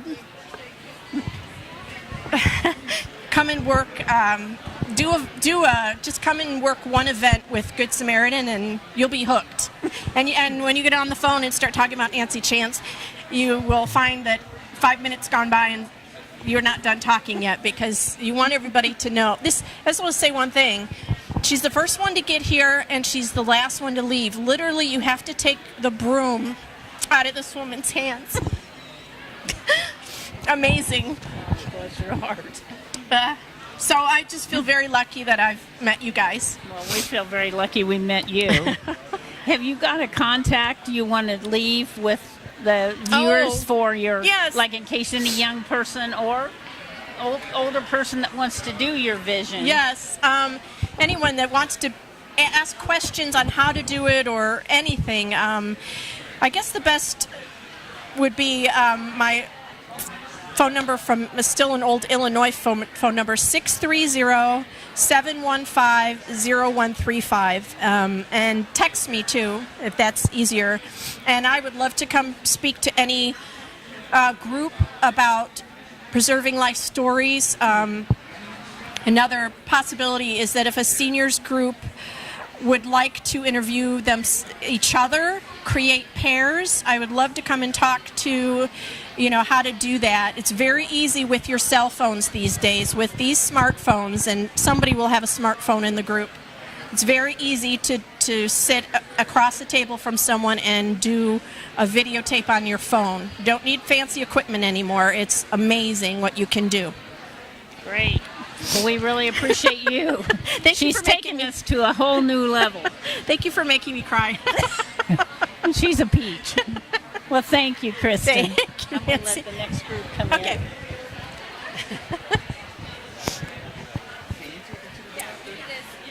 Hi. Hi. How are you? Nice to meet you. Jennifer. I'm sorry, I don't have I have my contacts on, but I can't see close up. Jennifer Nice Kimball. to meet you. Nice to Jennifer meet you. Kimball. Which group are you with? We're with YMI, Youth Mentoring Initiative. Oh, wonderful. Okay, and is this your first time at the fair? Yes. Okay. Yes. And you guys are located in Hamilton County? Yes, we are in all the Hamilton or HSE schools. Oh. So from 5th grade to 12th grade. Okay. And so what we do is we find mentors from the community who go into the schools once a week for an hour or so. For the younger grades, it's less than an hour. And just to be another adult in that kid's life to show care, concern, and support for that kid. So the kid can be either recommended by themselves, their parent, from the school. I mean, everyone needs a mentor, so there's not a certain criteria that has to be met. So okay. So is the mentoring educational based? No, it's not. it's not tutoring. It's not tutoring. Right. So explain so I can understand it better for me. I'm not familiar with it. What kind of mentoring is done? What we do is train our mentors. Just basically, there's a lot of discussion questions. A lot of times, the relationship just evolves on its own. Whatever the kid is, struggling with, friendship, just really another loving, caring, supportive adult. Okay. Not a parent. So that's just basically the idea. Yeah. And this volunteer. Yep. Comes to the school. Correct. And is in class with the child? No, they are usually meeting during a study hall. Okay. Or we have site coordinators in each school that will arrange the time best for the kid depending on the kid's schedule. Okay. And they meet kind of in an off period. This is a one-on-one, or is this a group? This is a one-on-one. Mm-hmm. Okay. And how long does this mentoring period normally? Is this something that just could continue for years? Well, that's the hope. But when we usually recruit mentors, we ask for a year. Okay. So they'll be with that student for a year in hopes that the relationship will become strong enough that that mentor will stay with the same mentee through high school. So we have some stories where mentors have, one girl wanted her mentor to help her plan her wedding. We have some really neat stories that but life happens too, where people, have to move or change school systems and stuff. Oh, right. Changing schools is obviously very stressful for kids. Yeah. I know that. So let's say maybe somebody is feeling bullied or something. Mm-hmm. Would that be, they would call and ask, can I have a mentor? I need Yep. somebody to talk to at that break period during the Yeah, day. absolutely. That kind of thing. They can be recommended for any reason. For any reason. Okay. And the student can recommend themselves. So, how would, if a student is listening or a parent and wants a mentor to help, What would they do to contact you? YMIonline.org. Okay. And it's process steps right there show how to recommend a student, like a parent could recommend a student, or they can recommend themselves. Again. Okay. So, yeah. That's it. fantastic. And again, what schools? What HSE area? schools, fifth and what grade does that stand through for? 12th. Sorry. Hamilton Southeastern Schools. Thank you. From 5th grade to 12th grade. Okay, thank Yep. you so much. Absolutely. Thank you. Take care. You too. It's the gentleman from Gleaners Food Bank. You were supposed to be here like an hour ago. Yes, ma'am, I was. That's okay. Thank you. Is he in? There he is right there. Okay. Okay. Welcome. I'm sorry, I haven't caught your name yet. I'm Richard Gordon. Richard Gordon. Pleasure. Richard, nice to meet you. Nice meeting you. So this isn't your first year here. No, this is our second year Okay. being here, and we're really happy to be participating today. How long has Gleaners been around? We have been around since 1980. Wow. Yes, Wow. yeah. And is Gleaners specifically Hamilton County based? It Or is. We have a target area. We have 21 counties, and Hamilton County is in our target area. We primarily operate in the central Indiana and southeastern Indiana area. Okay. So one person mentioned this earlier, and I don't know if it was on camera or not, but people forget about Hamilton County being in need. They think that there's a lot of wealth in this county, and they wouldn't even think that a food bank would be necessary. Do you, and I'm not to put you on the spot, and if you don't know this, is there any type of number you have off the top of your head as far as people that use the food bank from Hamilton County, or some type of hunger number or something that... Right. No, I do not have that number on the top of my head at this moment. I am privy to those statistics. In terms of utilizing pantries, one of the things that we do, we support a lot of the local pantries here in Hamilton County because, of course, being a food bank, we're able to provide them with food. Right. I will say that we know that the need is still great, even here in Hamilton County. And we're very happy to be able to partner with many of those pantries here in the area to help them address the issue of hunger that exists.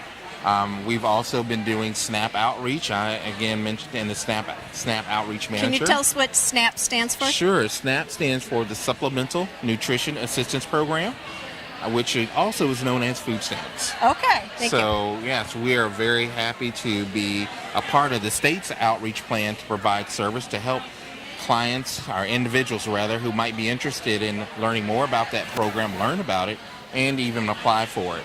So we are really working in partnership with many of the organizations here that are attempting to address hunger via providing them with food at area food pantries in the county.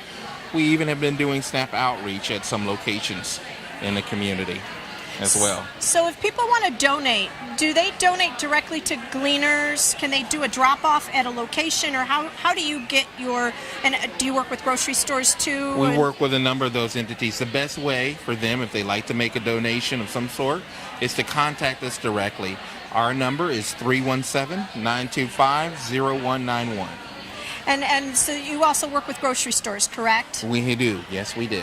And which grocery stores do you work with? We work with many of them. Kroger being one of them, of course, has been a long-time supporter of ours. We've also gotten support from organizations such as Walmart as well. Nice. So they've all been very, very much a participant in helping us address this issue of hunger in our community. So if somebody wants to volunteer for Gleaners, what kind of positions do you have available? I know there's lots of moving of food around in the warehouse, obviously. Right. Are there certain days that are a bigger times of need, or do you have evening hours for maybe a work group wants to come and do something after work, do a few hours in the evening? Do you have anything set up so they could do that in the evening? Yes, we have a number of opportunities at a variety of different days. Individuals could work in our pantry, which we have on site. Gleaners has a pantry as well. We also do a number of work assembling or preparing food to be distributed. Maybe even helping with our backsack program, which is a program where we work with young people in the schools, elementary schools primarily, who are in need, who may need food to get them through a weekend. Sometimes we need help with assembling those. The best way to do that is to visit our website, or as I mentioned earlier, call us at our phone number, which is 317-925-0191, and we'd be glad to help them with that. We welcome volunteers we can't do a lot of the work we do without the support of volunteers in the community. Right. Is there a time of year that you need more help than any other? It's all the time? All the time. Okay, Hunger good. never stops. Oh, there you go. something to remember. So, so we definitely need all hands on deck in attempting to address this. Yes, thank you so All right. much. It's a pleasure talking Thank with you. It's a pleasure. Thank you. Bye-bye. Thank you.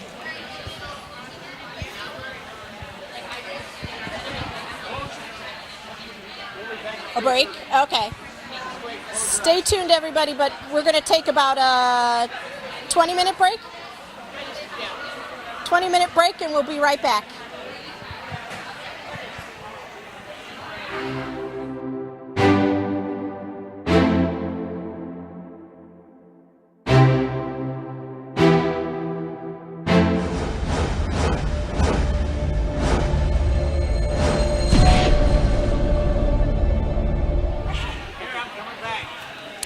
We changed our mind. We're not taking a break.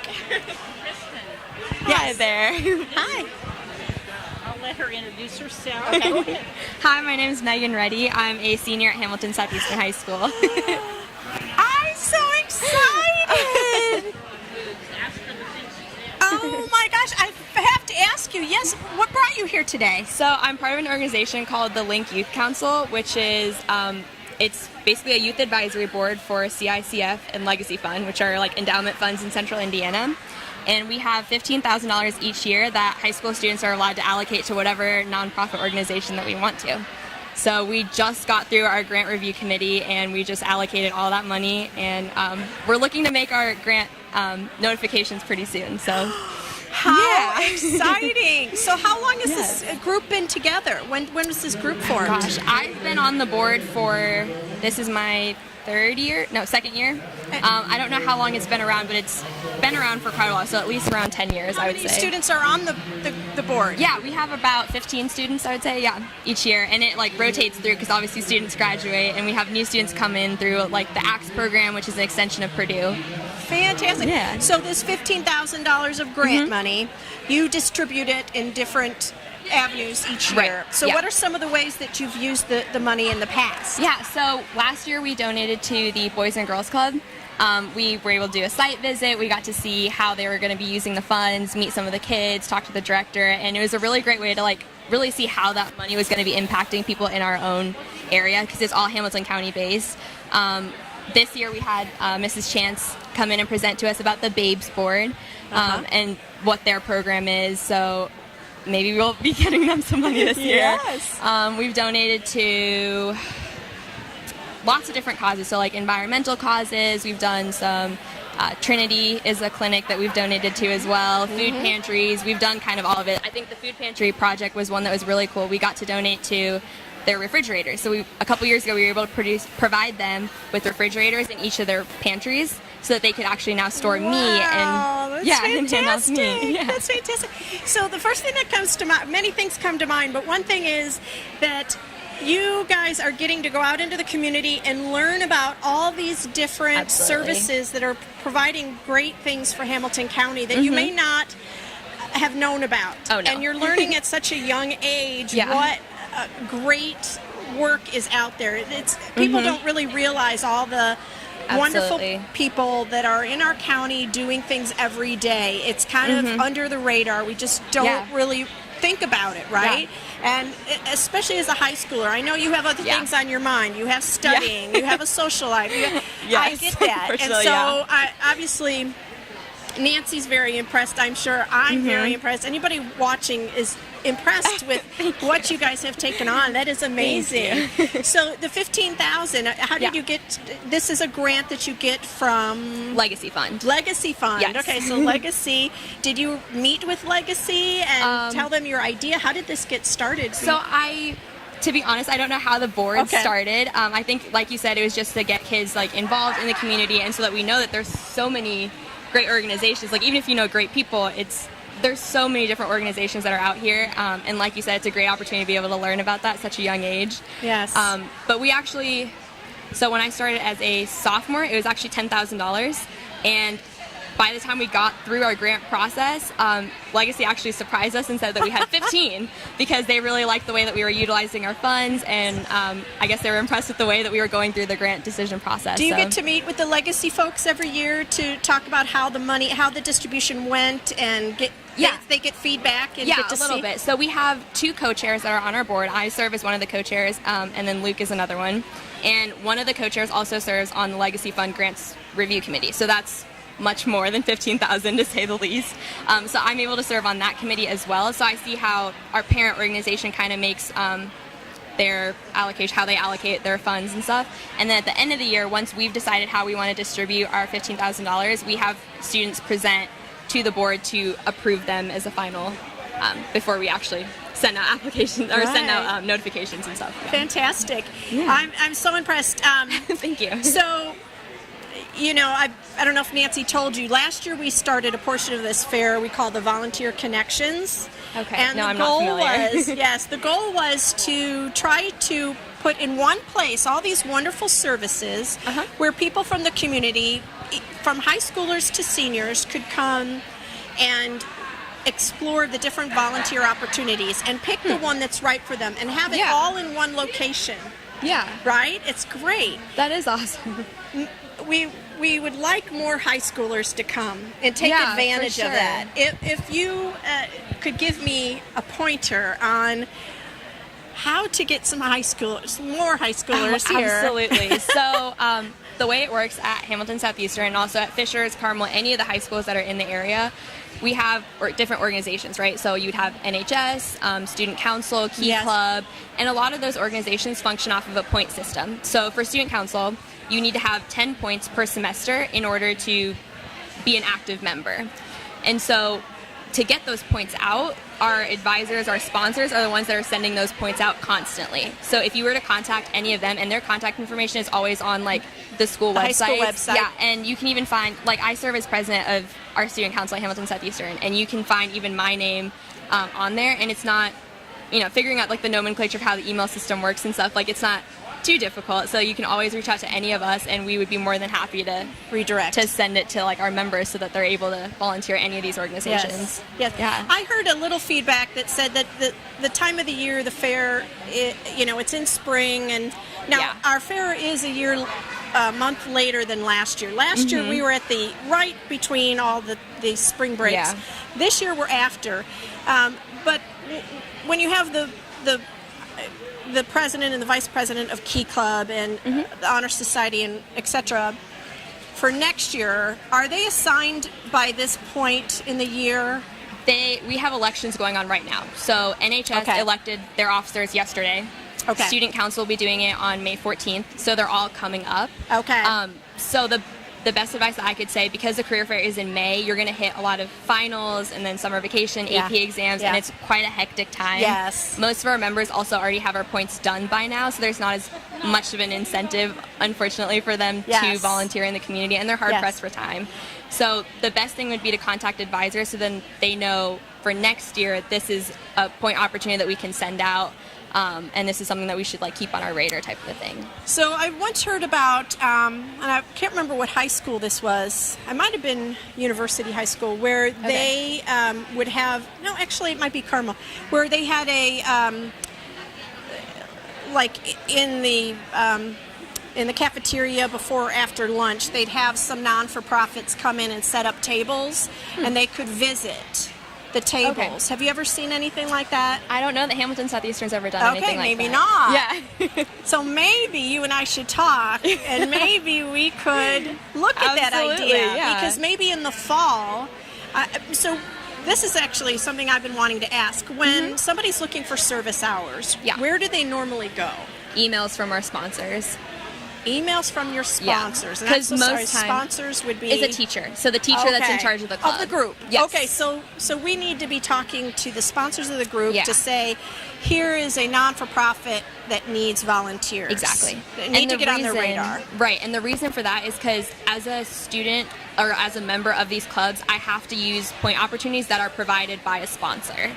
Thank you. So I can't just, I volunteer at the Come to Me food pantry behind the Fishers United Methodist Church. And that doesn't count for a service opportunity unless my sponsor says this date, this time is worth a point. Okay. So there's a bit of a caveat. Now, the reason for that is just to make sure that students are being honest, because there have been like instances in the past where they fabricate opportunities and stuff. So that's the reason that everything goes through our teachers and it's monitored. Exactly. Yes.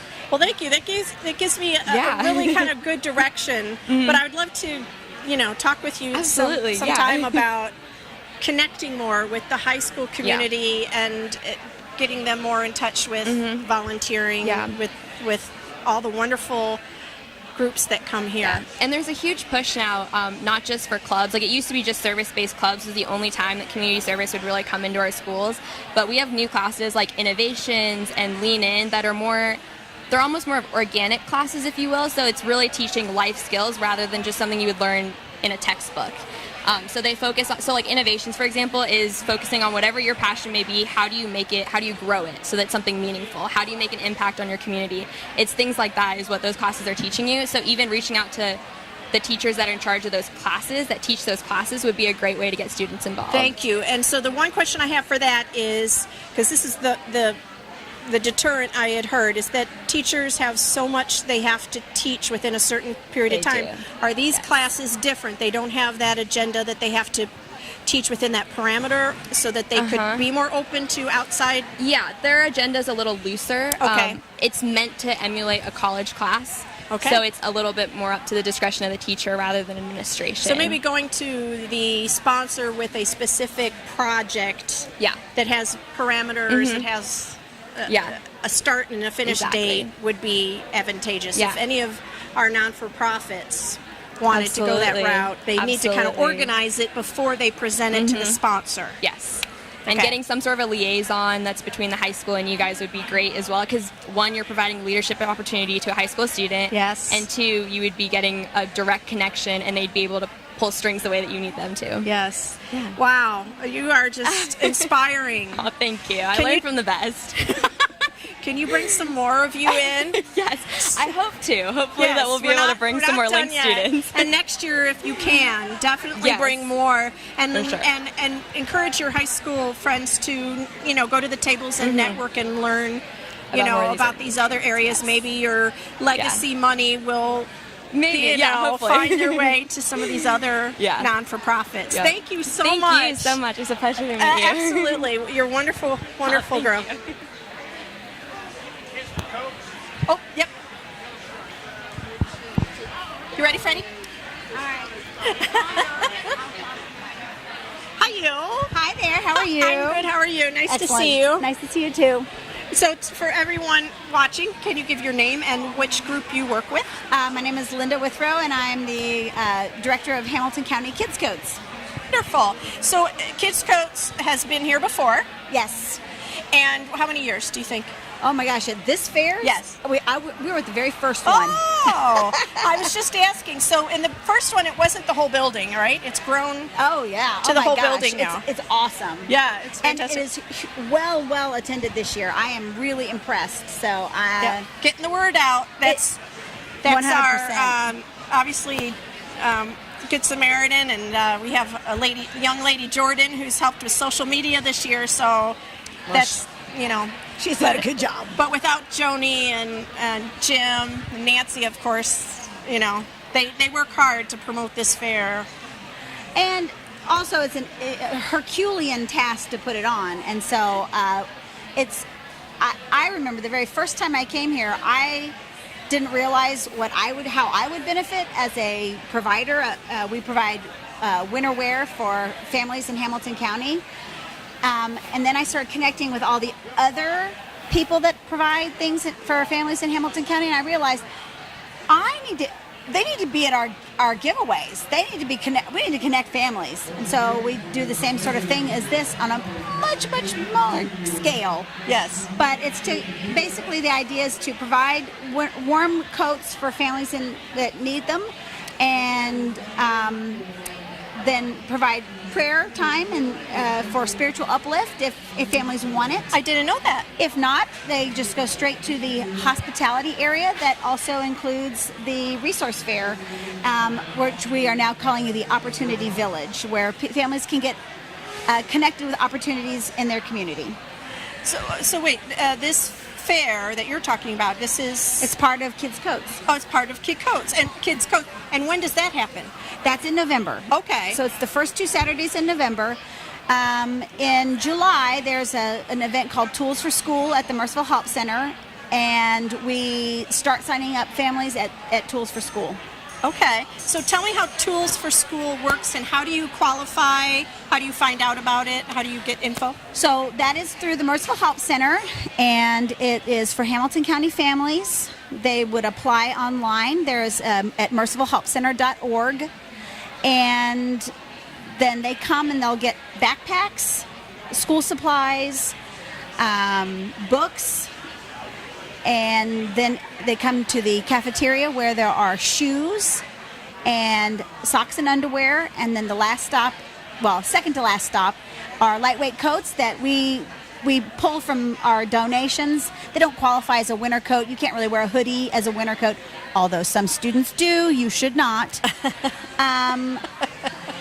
And so we give those out at Tools for School, and then the last thing is the Tooth Fairy comes and paints their teeth with fluoride. Ah, very neat. And then that's where we start the winter coat sign up for November. Okay. So how do you get your donations? How do you get coats? Where do the coats come from? I used to know where all the coats came from, but I have no idea anymore. We collect in every school district in Hamilton County. Lots of businesses. It's an easy thing to do. If you go to our website, kidscoats.org, there's a button that says Collect Coats, and there's printables. You just print out the information, slap it on a box, and there's flyers that you can personalize to your, whoever it is, your dentist office or whatever, and you just have them out there for families that come to get their teeth cleaned. And easy. Make it easy. So and then easy. call us when your box is full and we'll come take it away. Oh my gosh, that is so easy. So I know when I went over, you were, it was in between coat time and you were the only one there, but I'm assuming you use volunteers at sometimes more than others during the year? Do you have big needs at certain times? Yes, September and October are huge. Basically, we bring in lots of big groups. It's fun. It's a great way for families to serve together because it's not like painting a house where you kind of have to do it right. I always tell people it's an imperfect process, but we divvy up the coats, boy and girl, and then you look on the tags to find the right size, and you put it into piles. And then when we have 10 in each pile, we bag them up. And I always tell the parents, you're the person who tells the child, go put this in this pile. And then the children run around and put the coats, and a tired child is a good child. So yeah. I've seen that at the Thanksgiving food distribution that Good Samaritan does, and the kids come in they're even preschoolers, and they walk around in a line, and each one picks up a piece of food from the big box and then they get to choose which box to put it in on the floor that are going to go out to individual families. And oh my gosh, it's so fun. And then at Christmas, the other distribution at Christmas time. Yeah, the holiday assistants. Girl Scout troops and Boy classes. Scout troops, yeah. Yes, Boy Scouts and whole classes. It's just, kids love to volunteer. And they're good volunteers. And they're good. Yeah, they're amazing volunteers. And I would say that a lot of people who come volunteer for Kids Coats are kids and teens. Yeah. So, and we get a lot of youth groups, so Yeah. it's a lot of fun. Yeah. We crank up the music, sort coats, high five. And it truly, like anything like this it's a case of many hands make light work. So That's right.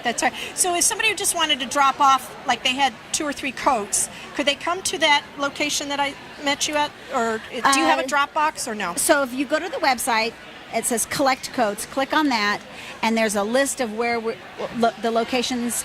Some of the locations are really only collect coats in October, and then, for example, at the Merciful Help Center and at Carmel United Methodist Church, we collect coats year-round.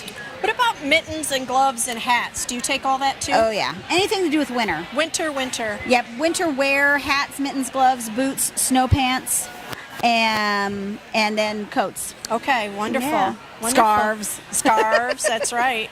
Wow, it's wonderful. So how long? Did I ask you how long you've been with? Well, coats, kids coats. You told me a while ago how that started. Do you want to tell that story? So, I've been actually with it since the very beginning. I moved here from Austin, Texas, back in 2004, and I was enrolling my son in preschool, and two ladies stood up and said, "You know what? We're going to start something here in Hamilton County. It's kind of like Bob Gregory's Coats for Kids, and if anybody has any experience, we could use you." And I came up afterward and I said, "You know, I actually did that in Austin. I collected coats at my daughter's school, and I'd be happy to help out this year." And they're like, "You're hired." And it's really wonderful.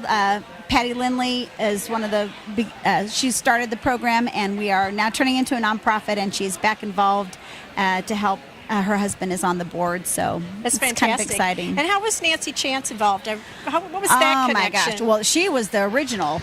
It was her idea. Okay. So Patty Lindley came to the holiday assistance in December, and this building right here is filled, and it goes even farther back. It's like twice the size, and she was here and she saw all the stuff, and she said, "Wow, Nancy, is there something we can do to take off your plate?" And Nancy said, "Yes, you can take the coats." She said, I don't have place for that. I don't have the staffing for that. You just take that." And she was like, "Done." And that's how it started. That's amazing. Yeah. And she's supported us ever since. Fantastic. She will walk along with to make sure and to ensure that it works right and is run well. And she's still involved, but not nearly as hands-on as she used to be. She doesn't need to be anymore. Yeah, she doesn't need to be. No. And that's the thing about Nancy, is that she recognizes where and when to let go of something, and she steps back from it and lets you fly and go with it. And you guys have totally taken it off, and it's become, as large as it is, because it's not trying to be managed. It lets you guys know what you're doing, and you guys have taken it to where it's at. That's correct. Yep. Nancy's awesome at that. She is. She is. All right. Well, So thank thank you. you. Yeah, I'm glad to be here, and Yes. thank you for. I'm glad to see you again. Yes. And hopefully we'll see you before next year. This time. yeah, absolutely. I appreciate it. Thank you. Yeah. Take care. Bye. Bye. Hi. Anchor Health Chiropractic. I talked a little bit to your partner at the booth. Yeah. So tell everyone your name and your company. I'm Abby, and I'm with Anchor Health Chiropractic. Wonderful. Where are you guys located? We are right off of Highway 37 in between 141st and 146th Street. Wonderful. Have you been out there for a while? Have you been around for a few years? So we opened March of 2017. So Okay. we've been Right open now. for a little bit over a year now. So that's really good you're here at the fair, because you guys need to let the community know you're here. Absolutely. And I was understanding that you guys do it's chiropractic work. I guess I just think it's all the same, but as I was understanding, you guys focus on a neurologic chiropractic approach. Absolutely. So we are a neurologically based chiropractic office. We base everything off the nervous system. Okay. Because we know that our brain and our spinal cord controls everything in our body. So what can happen is our spinal bones can shift out of proper alignment, and they sit on our nerves. And so what we do in our office, we deliver those very, very specific adjustments to move our spinal bones back into place and to help our body function properly. Wow. Yeah. It sounds really interesting. It's really cool. The results are just amazing that we see in our office. And we specialize in pregnant moms, pediatrics, and full families as well. Fantastic. Yeah. Fantastic. So, what are your hours? We're open Monday through Thursday, 10 a.m. to 7 p.m. Okay. So we can see those people after work. Okay. Right. I was going to say, I used to work right next to a chiropractic office, and as we were closing up for the night, we shared a center door to the outside. Our lobbies met. And I always remember checking their door, because if they were locked, then I had to lock the outside door, but they were almost never locked because they were there late. So normally if somebody wanted to make an appointment, what's the best way to reach you? Do you like them to call, or just is there a registration on the website? Or Yep, so they can either give us a call, 317-565-7347, or they can see us online at www.anchor2health.com, and then you can check out our website, you can send us a message on there, and then we'll give you a call and we can give you an appointment time. Fantastic. Yeah, Fantastic. yeah. Thank you so much. Welcome to the neighborhood, so to thank speak. you. And we hope you come back next year. Yes, thank you. Thank you. Bye-bye. Hi. I'm good. How are you? I see your badge, but I can't read it from here. Hi, Kim. Kim Harvey, right? Yes. And you're with Best Buddies. I run the jobs program. Oh, wonderful. So tell everyone what Best Buddies is and what the jobs program is. Well, Best Buddies is an international nonprofit organization. We have programs in all 50 states as well as 50 countries throughout the world. And here in Indianapolis, in greater Indianapolis area, I should say, we serve people with intellectual and developmental disabilities. Our three main areas of service are friendship programs, which are one-to-one friendship programs. Then we also have leadership development and our jobs program, which is supported employment for people with intellectual and developmental disabilities. Okay, so the first one is kind of the buddy system, right? Absolutely. Somebody to talk with, the socialization. The second one, what's the second one called? Leadership development. So, explain to me, just because I'm not sure, the difference between a leadership development role and the job help. Sure. Well, our leadership starts with our school chapters. So every chapter has a president, vice president, and other officers, as well as our buddy chair, which our buddy chair is someone with an intellectual disability or developmental disability who serves on the advisory group for their school. And so we have an international leadership conference, which for the last 15 plus years we've happened to hold here in the state of Indiana down at IU Bloomington. And because it's such a convenient location, everyone flies in and out of Indianapolis easily. It's a nice 1 hour drive down there, and IU campus is so accommodating to us. So we have about 2,500 friends from all around the world come in for our leadership conference. And people learn how to, besides run their chapters, but they also learn how to be a self-advocate. Okay. And that's the biggest role, is how can we go out in the world, and if we don't have a disability, how can we speak and represent the values of inclusion to everyone out there. And for those who do have a disability, it's teaching everyone to have their own voice. How to stand up if someone says something inappropriate, someone says something offensive. How do you direct that? How do you become more involved and inclusive in your community? Wonderful. Oh my gosh, that is fantastic. And then the work program, how does that work? Our jobs program is fantastic. We've started it here in Indianapolis just about a year and a half ago, and we currently serve clients in Marion, Hamilton, and Boone counties. And we'll be taking on our first client down in Greenwood here in the coming few weeks. We're going to start working with someone down there as well. And on Monday, we become a staff of 2 people now instead of just one doing jobs. We work with the vocational rehabilitation services to refer us to our clients to us. And we help everyone through the entire career process. So it's with some of our younger participants that are transitioning from high school to the adult world. We're working with their teachers and all of their support system to really help them be exposed to different job opportunities in their community. What do they see? What might they want to do? What are their skills? So we go through this discovery process, and then we sit down with their vocational rehab counselors and their parents, and we really discuss all of our findings and say, this looks like a good career path we should pursue. Then meanwhile, we're out knocking on doors to employers saying, we have a great talent pool. I have some great candidates for jobs for you. How can we get our sets of people working together? Wonderful. And so we work with businesses. We have a wonderful business we work with here in Hamilton County called TCC, who owns several Verizon stores throughout the country. And we met them through their generous support as a donor for our gala for years, and they heard about our jobs program and said, we want somebody. So I went out and met with their owner, toured their business, and we started talking with their HR department to say what tasks aren't being done, or what tasks would it help the rest of your staff if someone else started picking up those tasks. And so they identified filing, helping sorting the mail, and just general HR department staff work. And so now we have an employee. He's been there since September, and he is definitely integrated as part of the team, and he loves his job and is very, very active. But we went out and we just carved, pulling little parts of things that just weren't getting done or that would make someone else more productive. Yes. And that's a huge win for the company as well as our participant, because it makes good sense economically to a does. company. Yes. So how can we find those things, that your upper level staff are doing that take their time, but an entry level person could do it? What is something out there that gets transferred to next week's to-do list and next week's to-do list? We all have those tasks. Well, what if that became a primary task for someone else? Yes. So we can bring someone in and get them the skills, and I help with the application process, the resumes, go to the first day of work. We learn the jobs, the job coaches with our participants. We help them with any kind of tools, whether it's a laminated sheet with all their job tasks to check off as they do it, or is there any special training they need. We work through people, and then once everyone's comfortable with the job, then I just sort of start to back away a little bit, and I don't come every day, and maybe I only come once a week now, and I just check in. How are things going? Do you need any new training for anything? And I'm just a resource to the employer as well as our jobs participant, so they can thrive in an inclusive work environment. Oh my God, it sounds amazing, and it sounds like that will grow for sure, because people are going to really respond to that.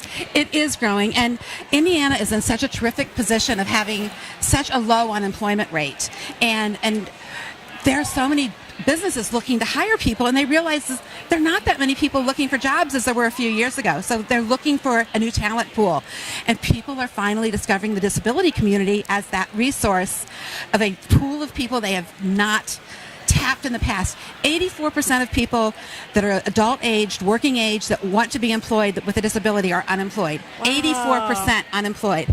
Wow. That is staggering. And these are people who want to be part of their community. They want to be taxpayers. They want to be involved. They don't want to sit at home and watch TV. Yes. They want to work. And so our skills range, from general office skills. I have someone working at a wonderful pizza parlor, and that does everything from greeting guests to washing dishes and pressing dough. You name it, it's everything in between. Kroger employs some of our participants. The Monon Community Center has two of our participants in two very different roles. One is in a fitness aid position, and she helps wash all of the towels and keep the fitness machines nice and clean for all the guests.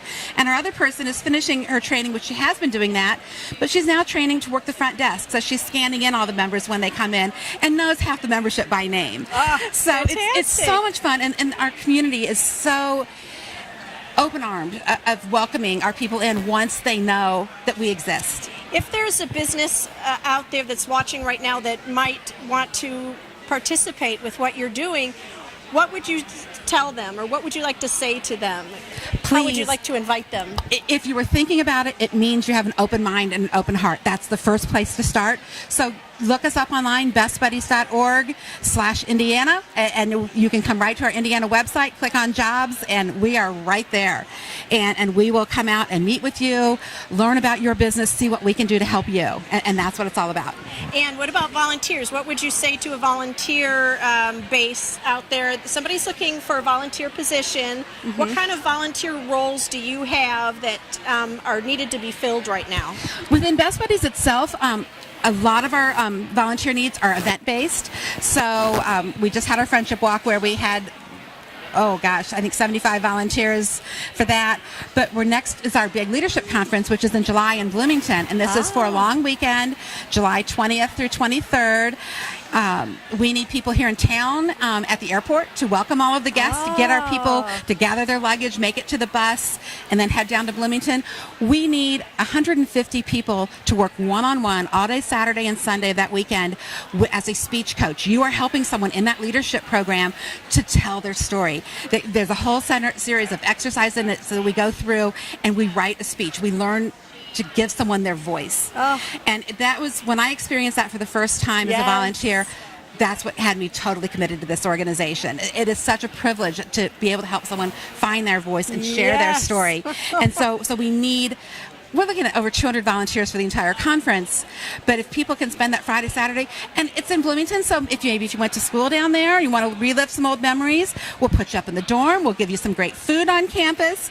But that's all part of it for committing to stay over that weekend and help us out. It's a great time. There's an opening ceremonies with a parade of all the state chapters and all the international chapters coming in. It's a goosebump moment all the way. I bet. And so there are so many opportunities, but we do local events that we need speech coaches for. There's lots of little opportunities throughout the year as well. Our big gala that we have in November. Tons and tons of ways to get connected, and we would love anyone that's interested in volunteering to connect with us. Oh my gosh. So is the website the best way to contact you, a volunteer? Absolutely. That is the easiest way to do it, because there's just a button that says Get Involved. Okay. You click that Get Involved, and that means you can get involved as a volunteer. You can get involved if you're interested in our jobs program. So if you have an intellectual or developmental disability and want more information about our jobs program, click that. We have over 90 programs throughout schools, all throughout Indiana, middle schools, high school, colleges. We're in our first elementary schools, Fisher's Elementary, one of our early schools into the program. So we're reaching out and we're growing our programs to these one-to-one friendships in schools and teaching people about inclusion at such an early age and about advocacy. Important. So you can connect for information on any of those programs right at bestbuddies.org. Thank you. Bestbuddies.org. That's it. Thank you so much, Kim. That was wonderful. Thank you for telling me all about it. Thank you for the opportunity. Thank you. Hi. We met last night when you were setting up. I Hi. And so say your name again. Bhagya. Bhagya. And which group are you with? Trinity Free Clinic. Trinity Free Clinic. This way? Oh, yeah. Okay. So this is your first year at the fair? No, this is in fact like the second or the third, if I'm, yeah. Wonderful, wonderful. Yeah. So tell us about what is Trinity Free Clinic? What do they do? Trinity Free Clinic, we are here to serve the uninsured and underinsured residents of Hamilton County. Fantastic. So we provide medical and dental facilities. There's a walk-in clinic on Saturday mornings at 8 a.m. The doors open and it's a big rush. I mean, it's like, such a big rush. Like people just want to walk in and, show themselves up first. And later on, the doctors themselves, they schedule appointments. Like they ask the patients to schedule appointments per their condition of in case they require immediate treatment, then the dental clinic usually takes care of it right then, what is required, but they follow up soon after. Fantastic. Now, what's the address of that clinic? Okay, we are located at Our Lady of Mount Carmel Church campus. Okay. And it's the 1045 West 146th Street. We are the Suite B. Okay. And so 146th, then what would be across street? Oak Ridge Road. Oak Ridge, Yes. okay. We are at the 146th and Oak Ridge. Okay. Uh-huh. So how long has Trinity Free Clinic been around? Is that It's from 2000, year 2000. 2000? Okay. Yes. But it sounds like you're already making an impact in Hamilton County. Saturday morning, that's what are you most well known for, that Saturday morning open door policy to come into the clinic? 6 days a week. 6 days a week you're open. Yes. Okay. Yes, and okay. Monday to Thursday are the appointment days. Like you can call up, schedule an appointment, and come over for various clinics that we provide. Okay. Like it begins from acute, women's, podiatry, physical therapy, immunizations. Okay. So various doctors and nurse practitioners and so many other volunteers come down. This year, in fact, since I'm a data analyst, I have the numbers. There are about 411 volunteers who are actively working with us. Wow, that's Yes. fantastic. And what do the volunteers do? What type of volunteer are you always in need of? Well, the demand for volunteers is always in different, posts or designations that they come in. Nice. So the doctors, nurse practitioners are always a yes, and they volunteer themselves, and they are working at reputed institutions, and they make time for us. It's fantastic. So for a clinic to run, we will require a clerk, a front office person, a triage nurse. There are even interpreters required because what I've seen is 60% of the population are Hispanic and they require Spanish interpreters. Oh, okay. So we did have the front office people who are good and efficiently taking care of, they are bilingual and Yes. they take care of our patients well. Would that person need to have medical knowledge? Well, a bit of it, A little yes. bit, because they're taking Yes. an intake information. Yes. Okay. So our volunteer coordinator usually makes it possible for the interpreters to be with the patients so that like the transition of the translation can happen Yes. smoothly. That's fantastic. Yeah, That's so- really wonderful. So a full clinic requires these many people. Like, if one clinic has to run, like these many are associated and all of them are volunteers. Just imagine, like, to bring them together is a big task. Yeah. Before you were talking about the different things that you provide other than the open clinic, are those sessions, so for immunizations, are these certain times? Like, do you have an afternoon where on your website it'll say, come this afternoon, we're doing immunizations, or is it set up that way? Well, the patients, whoever call up for the appointments. Okay, so it's an individual basis. Yes. It's not an afternoon of this or an afternoon of that. And it's literally based on the doctors who would have asked us to find a slot for them, and whenever they are available to come over and Yes. help us out, and then accordingly, we tell the patients that this clinic is going to happen on such and such a date during this time. Okay. So then the match happens, and this is the way the batch planning happens for. it this sounds kind of- wonderful. So how do you receive your funding? Well, there are grantors, and we have private foundations, private donors, and we have 2 fundraisers usually going through every year. So one of it, we just wound up the fundraiser for, it's called the Taste, Sip, Savor Gala. Fun. Sounds fun. Yeah, and we had it like a taste event. So the vendors would come and help us with the food part, and then we had almost I think 325 and odd guests in there. Wow. We had it in the Bridgewater Club. Okay, and when does that take place every year? Usually in the month of April. Okay. And the next year is also scheduled for the April 21st, if I'm not wrong. Okay. Yeah, and the upcoming one is a 5K. Which might be, a 10K if permission is granted by the authorities. Do you get more visitors if it's a 10K as opposed to a 5K? Do you get more people signing up? This is the first time we are trying it out. Okay. So all the time it has been a 5K. So my marketing director ended up thinking about the 10K instead of a 5K to make it a little more attractive. Yeah. So we should see how it works out. The first thing is the permission part, and if that works, then probably we might be running using the Monan Trail for it. Oh, okay. And Yeah. what date will that be? It's going to be on the October 14th. Oh, good. It's a nice, cool It day to is, run. It is, yes. Should be anyway. So we are looking forward for the preparations for that already. Wonderful. Yeah. So if people go on their website or on your website, they can find out information about the events as they're posted. It's Yes. a little early for the run, I'm sure. Yeah, it's a little early for the run, but definitely I would ask the visitors to look at the website for donating, because you have many ways to fund the clinic. I mean, you can donate anywhere from $10 to whatever amount you can think of, because we have given some options in the website where they can look for their ways to donate. Yes. And then apart from that, for volunteering opportunities also, we always keep requiring volunteers, so I would request them to go ahead and check for that, and get their background check, and complete the procedure. Get registered. Yeah, get registered, and then come into the clinic so that we can take care of their timings and their schedule. Fantastic. And what's your email address? Not email, website address. Website is www. Don't give me your email It's address. okay. Sorry. www.trinityfreeclinic.org. Okay, beautiful. And if people wanted to call, do you guys allow them to call, or do you prefer? Yeah. Okay, what's your phone number? 317-819-0772. Thank you. Thank you so much. so much. You made it easy for me. Yeah, oh good.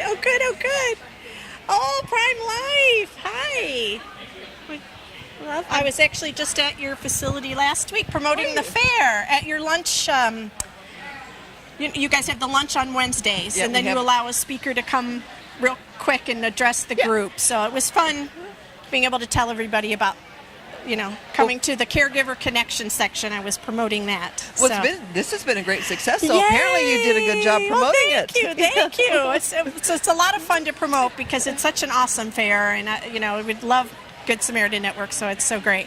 So Prime Life, I've been there a few times. I just think it's amazing, the social aspect. I've actually shopped in your shop, but I'll let you tell tell everyone, first of all, your name. I'm so sorry. We haven't met yet, actually. My name is Sandy Stewart, Hi, and Sandy. I am currently development director for the organization. Semi-retired. I was executive director for 25 years prior to that. So. Okay. And tell people who have never been to Prime Life or don't know what it is, tell them what it is. Well, one thing that is important to understand is that what that beautiful center you saw is only one of our programs.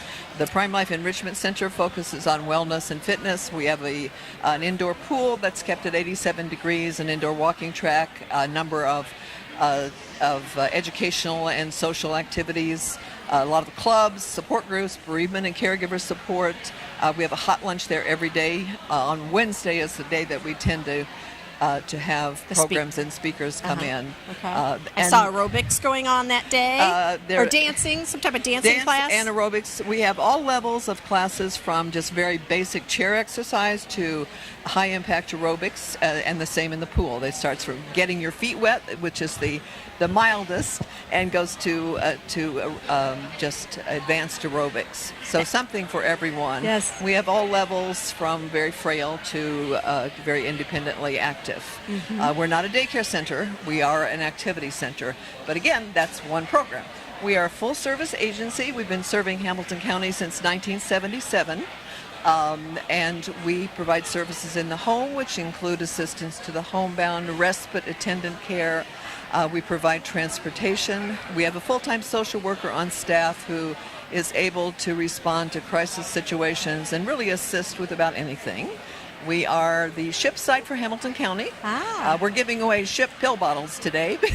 Come on down for your Get pill your bottle. pill bottles, which is a program sponsored by the State Department of Insurance to help with Medicare issues and senior health insurance. Oh, that's fantastic. Yeah. And then I see the Prime Life van driving around. How does that, people that want to come to the center, is that something they can? Yes, they can, but it's used a lot for medical appointments and medical treatments. It's used for any purpose, really. Okay. People do use it to come to the center, but lots of doctor's appointments and really anything, grocery shopping, banking. We have 8 vehicles to serve the entire county, and as you know, you may know that Hamilton County doesn't have a great public transit system. The Hamilton County Express does a wonderful job. We provide some transportation. We're restricted to age 50 and older, is the difference. But there's such a need for what all of the both of our agencies do, and any agency that's providing transportation is just not enough. Yes. But we do our best. Yes. But the way ours works is there's no charge if the individual is 60 or older and traveling within 8 miles of their home. Otherwise, there are very modest fees. Okay. And I had a question on that. Oh, membership. So if somebody wants to join, what does it cost for them to come and use the facilities and at the enrichment center? At the enrichment center. First of all, it's important to understand that the membership only applies to the enrichment center. It doesn't. Most of our services are free. The other services don't require any membership. Okay. But to participate at the center, the basic membership, the bronze membership, is $20 a month or $60 a quarter. That entitles the person to come to all of the social, educational activities, use the walking track, use the fitness center, have a fitness assessment, and the classes that you're talking about, the floor classes and the pool classes, they could buy a punch card for $5 each. We do have levels, a silver level, which includes all floor classes, and a gold level, which includes floor and pool. And those are higher priced, but they're priced to save the person money if they take 3 or more classes a week. Okay. And we will waive the fee and provide scholarships for financial need. Oh, so wonderful. we want anyone who needs to participate and wants to participate to be able to do so. Wonderful. Well, look, thank you for explaining. I honestly did not realize how much Prime Life reached out into the community. I just saw the facility and thought, oh, this is a wonderful place. So thank you for explaining that. I'm really excited to hear that. And that's a typical impression that people have. If they come to the center, they think that's all we do. If they see the vans, they think that's what we do. Yeah. But we do a lot of hidden things as Yes. well. But basically, the message I would like to get out is if you're 50 and older and have any kind of need, call us. If we don't provide the service, we will find someone who does. We work with all of the other organizations in the area, and we'll be happy to follow through and make sure that you get the help you need. Yeah, I think that's what I have learned so much meeting all the people here and in years past with Nancy, is that you all network We all work together. wonderfully together. It is so inspiring to see how you guys help each other. It's really wonderful. You know, so, a question I'm often asked is, who's your competition? We don't have any competition. Wonderful. There's unlimited need, and we are all working together and everybody provides a facet of meeting that need. And you work so that you don't overlap, so that you're not doubling your efforts. Yeah, we all try not to duplicate services. Yeah. You know, sometimes, as I mentioned in the transportation, our but there's different room for clientele. Hamilton County Express serves any age. We're age 50 and older. So we concentrate on the seniors, and they provide transportation to seniors as well, because there's not enough of us to go around. Yeah, right. That's wonderful, wonderful. And go and shop in the thrift shop. The Prime Life thrift shop. I go every time I'm there. I stop to see what things you have, and the prices are great. Oh, where is Prime Life? 1078 3rd Avenue Southwest in Carmel. We are Palladium adjacent. Just down the street from the Palladium, behind City Hall, really. Yeah. Next to the Carmel Ice Stadium, which is a landmark that most people know. I'll tell you what I do with the thrift shop. I donate all my things when I'm downsizing or cleaning out, and then I buy more things at the shop to replace There you the things that So you take donations for the shop? Yes. And if people wanted to bring things, how would they do that? Do you have a drop? Drop off, just any... During the day? We're open 8 to 6:30 Monday through Friday. Actually, we close at 5 on Friday, but just drop them by. Okay. And we'll put them to good use. If Okay. it's something that, our shop is kind of small, so if it's something we can't use, or we'll pass it on to another organization. We pass on to Goodwill or some of the churches around that have shops. So. And what about volunteers? Are you in need of volunteers right now? Lots of volunteer opportunities. What are some of the most in need right now? Well, we always need help around the center. We have volunteers who facilitate groups and teach classes. We need help in the office. We have, like most not-for-profits, we operate with a pretty short staff. We have a program called Assistance to the Homebound, where we train volunteers and link them with socially isolated seniors. And I don't know if you've been following the research, but something those of us in the business have known always, but now there's very compelling research to indicate that social isolation is as dangerous as physical illness to a person's well-being. Yes. So that's why Prime Life is so wonderful, essential, and talked about so highly, within our community, because it is that wonderful social aspect. I have a friend who goes to your painting class, and every Wednesday, and she shows me your paintings. She's a good painter, but also it's just like the social aspect of it. It's just wonderful. You know, I featured that painting class, I think it was last year's annual report, and I wanted to take pictures and interview a couple of them, but I ended up putting the whole class in because they talked about the class as being their support group and their therapy, in addition to being a wonderful class, and everybody loves the instructor. Yes. She talks. Oh, she's great. Oh, she talks about Shirley, you say? Yeah, Shirley. Shirley. Yeah, she talks about the instructor. Yeah, she really loves the instructor. She's invited me to come, and I know it's Wednesdays, right? It's right after lunch. I have a calendar back here at my booth. we can check, because I believe it is on Wednesdays, though. But so it's a one great of these class. days I am going to do a drop-in. So a drop-in is $6? No. Did you say $3? $6? Like if I'm over 50. Well, so we pretty much we have a membership. So I'd have to do a membership. Could I do other guest passes? You could. I'm putting you on the spot. Yeah, you are. I think because we used to have non-member participation, and we went to membership participation. Okay. But in Shirley's class, she may have. I'm just not sure. But right now, you would want somebody to be a member. Yes, before they participate. Well, but anybody can come and spend a day for free. You can come and spend a day at the center, use the pool. You can use everything but the equipment, and that's because we require training before you use the equipment. Okay. But anybody can come for a visit and say, I'd like my free day. And then once you become a member, if you don't have the level that allows you to take the classes, you can take any class for free. Okay. Just try it out. Okay. But so yes, you can come. Come spend a free day and go to the class. I would love to. I absolutely would love to. Thank you so much. Sure. It was a pleasure to talk with you. Yes, same here. Thank you for teaching me much more about Prime Life. Hi. Hello. Hi there. Is this a good sign? Yeah. Oh, yeah, that's perfect. Good sign. I was just wondering. And your name, sir? I'm Matt McGinnis. I'm with A Better Life, Brianna's Hope. Okay. And what is A Better Life, Brianna's Hope? It's a Christian-based but community bottoms-up approach and reaction to the widespread drug and alcohol abuse problems that we're seeing in rural areas now. Okay. Wonderful. So it's a chapter-based system, and we're the first chapter here in Hamilton County. We're based in the Arcadia Brethren Church up in Arcadia. Okay. And we meet every Monday night. And the reason why I focus on it being community-based is that the meetings are 6 o'clock to 8 o'clock, and there's a meal, but they're also an informal, there might be a lesson here or there, but it's an informal, how are people's lives going? Because whether you look at the rising incidence of alcoholism or the fact that last year, I believe opioid overdoses took more people than the Vietnam War in total.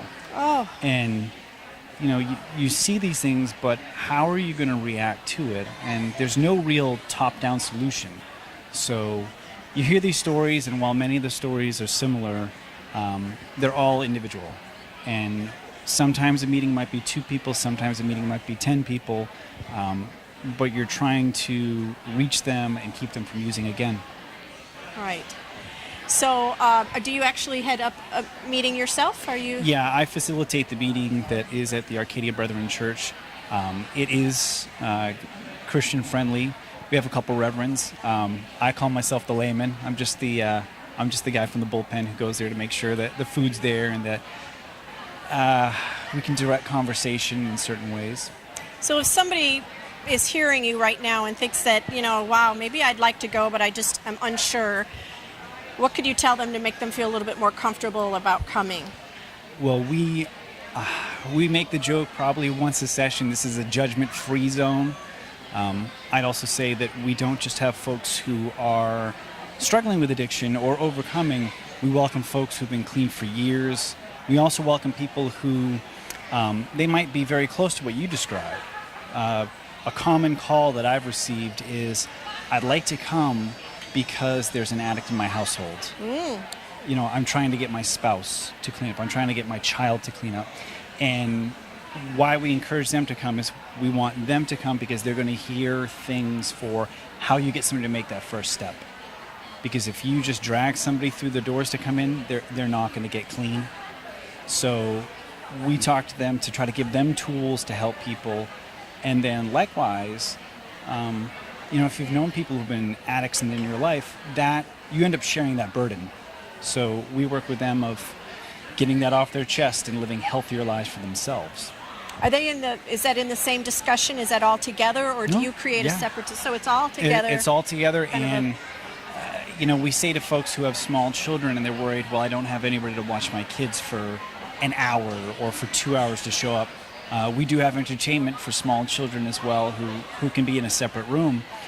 But the number one thing that happens is that we create a space where people will feel open to share and share back. And the best sessions that I've facilitated is when neither myself or one of the reverends have spoke for half an hour. And you just have somebody who's recovering, talking with somebody who's been clean for 3 years, and then talking with somebody else who it's their first night, where they're going to say, and one of the number one things we hear is that at the end of a session, and it's somebody's first session, they come over and they shake your hand or they hug you and they say, I felt so alone. And it's so common. But once they're there and once they hear the other stories, whether somebody's at day 1, day 30, or day 3,000, they realize they're not alone. And we've seen good stories, we've seen setbacks, but we always say, if you just keep coming, that's what we want. We want you to just keep coming. How do you get your name out there? Because this is so fantastic what you're telling me, and I want you to grow more chapters. Obviously this is so important. How do you go to hospital? How do you get your brochures out there so that people who might need them find them? Or how do you get people to learn about your websites, and other than a fair, obviously? I was going to say, this resource fair is fantastic. Have you been talking to a lot of people today? So I came in halfway through. This is my side gig. But I could leave my corporate job, and I got here about halfway through. But resource fairs, as we have said to our volunteers, if you can go to your churches, if you can contact local law enforcement. The sad thing right now is that there are so many people who are getting picked up for felony possession, and then they're getting through a system, and then when they come out, and we've heard this at meetings, they say, I came out of jail, I spent 3 months in jail, or I spent 30 days in detox, and when I came out, everyone I knew was using. So they don't have a social circle that's clean and that can set an example of being clean. And so we've told the folks who have shown up, if you at day 30 are clean and you're thinking clearer, if you can see someone that you think's right there on the edge of trying to step away, talk to them and get them to come. I believe there are 30 chapters between Indiana and Ohio, and I think Brianna's Hope it's only been around for a couple years, but it is a nonprofit. We're always looking for volunteers, always looking for donors. If you want to provide meals on a Monday, you can contact Ben Poole at 317-984-4137. He could not come today. What kind of meals do you look for? Like sandwiches, things that... Oh, yeah. Anything? If you just want to bring a few pizzas. What if they want to call pizza delivery and send some pizzas over, right? They can do that as well. It's a good thing. The thing that I would stress, and I think this is why the resource fair is great too, because you can have a website, you can have a Facebook page, and how shallow of a reach is that? Whereas if you're actually talking to people, you're going to network. And something that I stress to people, and I say over and over again, is you can't just click like, you have to act. You have to get out there. And that's something that Byron, Ben, myself, we've seen in our community where, you can read it in the newspaper, you can see it on TV, but if you're just reading that, you're passive, and you're not going to fix it. That's right. It's wonderful. Can you tell me who Brianna? Obviously, Brianna was a real person. Yes, Brianna.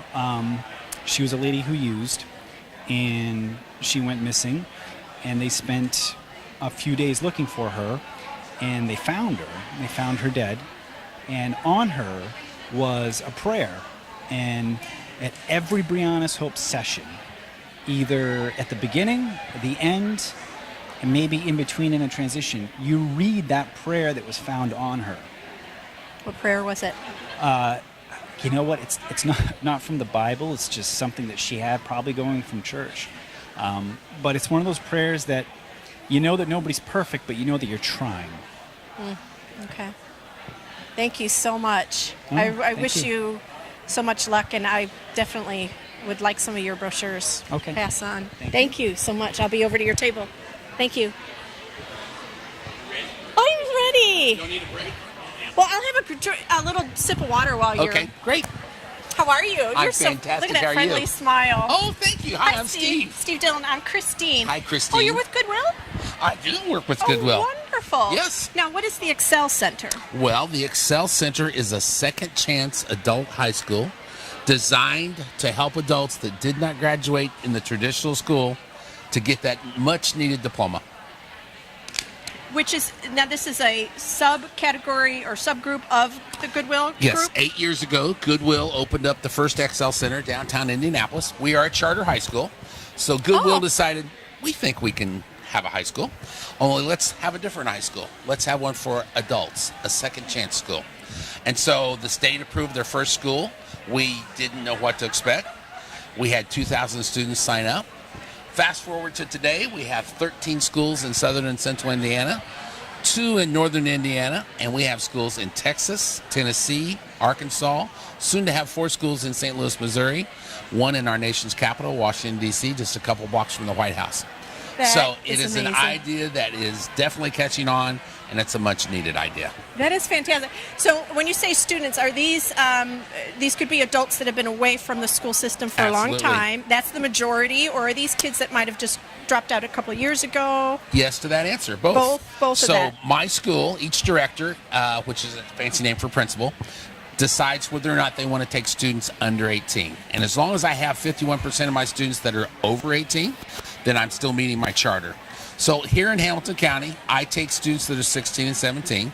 I do that because I spent 30 years in public schools, and I know that by the time you reach 16, mom and dad know, you know, the school knows it's not working for you. So you shouldn't have to hang out for 2 more years, get yourself in trouble maybe, before you get a second chance. So if you can act like an adult, we'll treat you like an adult. So 20% of my students are under 18. Okay. Currently I have about 160 students. We're geared to have about 185.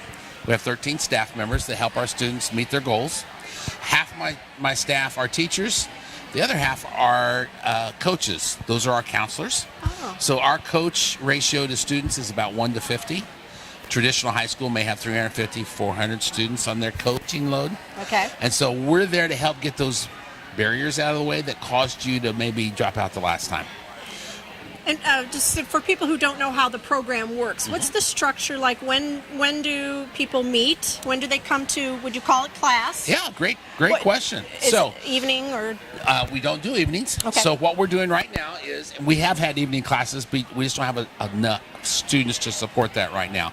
But so keeping with the adult theme, we start our classes at 9 a.m., much more adult time. You don't have to get up at 6 7 or whatever, and stand out in the cold to get on the Catch bus. the bus, yeah. So 9 o'clock, much more adult time. We have 4 90-minute classes a day, 5-minute break in the morning, 5-minute break in the afternoon, 30 minutes for lunch. We're all about getting it done and going home. So we don't have a lot of homework because our students are adults. They have jobs, they have families, they have to clean, cook, do laundry, take care of all those things that adults have to take care of. And so we are all about doing it at school and getting it done. We go to school 4 days a week. Okay. And we get out 3:40 every day. Friday is reserved for the teachers to prepare lessons, grade papers, go to professional development meetings. But also, as an adult, if you're struggling, my subject would have been math, then I can ask to come in and get extra help on Fridays and get caught up. Oh, fantastic. Yeah. And how long would it normally, I guess it depends how far they went in high school, right? Very good. How long would it take? So what's equivalent of a year of high school? Takes how long? So that's a good, let me answer it this way. So we have 5 8-week terms a year. Each of those terms is the equivalent of a semester of traditional high school. Okay. So 4 days, 8 weeks, 32 days of instruction. We put in 18 weeks of what a regular high school would put in. Okay. So we are all about doing it and getting it and moving on. Okay. And so everybody comes in at a different level. You answered your own question on that one. Because typically what I find is most of the students had about a year and a half of high school. So think about what happens in the middle of your sophomore year. You become 16 years old, you get a car, you drive, maybe you're getting a job, and then you quit. So they'll usually have about a year and a half of credits. We'll take those credits, we'll plug it into a spreadsheet. We come up with a graduation plan for them, and we can tell them about how many terms they'll have to be with us. Okay. If you came with no credits, we have a lot of students that move from foreign countries to come to the United States. They don't have a high school diploma that anyone recognizes here. So they'll join us with no credits. And if you're with us for 2 years, 10 terms, and you work really hard and come to school, you can graduate. This is all English-based, correct? Yes, it's all English-based. So if somebody is out there who says to themselves, like, yes, I never finished with school, never got my degree, but I don't know if I even need it in my life. What are things we need a GED for? You know, Well, high school diploma, statistics will show you that a high school diploma will get you an average of about $10,000 more a year. So that may not seem like much right now, but if you add that up over your working career of the next 50 years, that's a lot of money. Yep. It also opens the doors for you to be able to get vocational certifications, which I do want to make sure I say to you, we have something really special we do with our graduates. Not only do we give a Core 40 diploma, but we have a requirement where you must do one of two things: earn a dual college credit class or a vocational training certification. Then we have a class that we call Senior Seminar. It's one of the last classes you take. So our mission is to help you get your Core 40 diploma, but that's our secret mission, is to help you learn how to do that. What are you going to do with that diploma? So we help them learn if they're going to go to college, which they may be the first in their family to even think about that. That's like going to the moon. And so we help them navigate all of that, financial aid forms, applying for college, visiting college. We're actually in the Ivy Tech building here in Noblesville, and we take them right downstairs to Ivy Tech and talk to the counselors, or they'll come up and talk to our students. Then if it's vocational, that's super. There are 4,000 jobs here in Hamilton County right now that require vocational certification that are unfilled. So we help our students get a vocational certification that might help them separate their application from somebody else. But then we teach them how to interview, how to write resumes, Wonderful. those kinds of things. And we even have the ability to assign job coaches to our graduates and help them go out and find jobs. that is fantastic. So that's why we would hope you would come and spend some time with us, because of all the extra things that we provide for you. And all that's free. Doesn't cost you anything. Wow, where do you get your funding? Our funding comes from several sources. The majority of our funding comes from the state of Indiana. So just like any of the school districts here in Hamilton County, they get per student funding from the state. We do too, but we're on the adult side of the equation. So we're not stealing from any of the high schools here in town. We're getting funding from the adult side of the formula. We're the only approved adult high school in the state of Indiana. Wow, Yeah. okay. And what about volunteers? We'd love to have volunteers. What kind of volunteers do you need most Right now, we math, as you can tell, would probably be a hard subject. So think about going to high school, you passed Algebra 1, and you haven't been in school for 15 years. Oh, yeah. Yeah, math's going to be kind of rough unless you've used it every day. Yeah. So anybody that's got some skills available in helping tutor our students in math. So Fridays are reserved for our students to come in for help, like I said. It would be great if we had somebody that had some math skills and could work with our students, but at the same time working with them, also mentoring them, building some relationships with them, and helping them along the way, just somebody else to talk to. Yeah, so if anybody has any skills, maybe contact you and you can see absolutely. where to place them. We also have free child care for our students. Wow. So if you dropped out of school because you became pregnant, or you have little kiddos at home under age 5, and that's why you can't go back to school because, well, you can't afford daycare, you can't get a good job. It's a vicious cycle. So we have free child care. So we also could use volunteers in our child care, helping rocking those babies. Oh, wow. Playing games with them, reading books to them, and things like that. That would be great, too. That sounds wonderful. So when did the Goodwill folks create the Excel Center? 8 years ago. 8 years The first ago. one opened. We've been here in Noblesville for 3 years.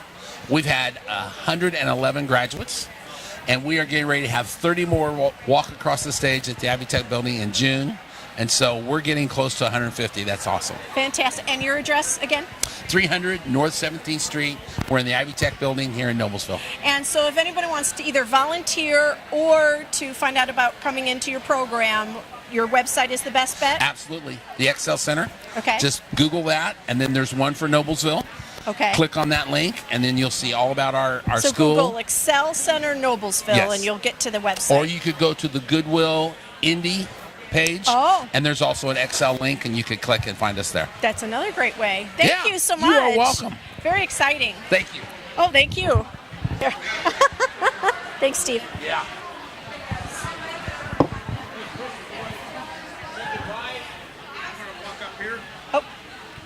We want to thank you for hanging out with us. Here, once you read the sponsors here, can you see it? Maybe. Our guests. And then as you do, I'm getting ready to sign off as you thank all our sponsors for their resource. Yes. Our sponsors were Logan Street Signs and Banners, Hamilton County Television, the gentleman you just saw, Sodexo, Breathe Easy, Hamilton County, the Good Samaritan Network, Clear Captions, Indiana Vein and Laser Center,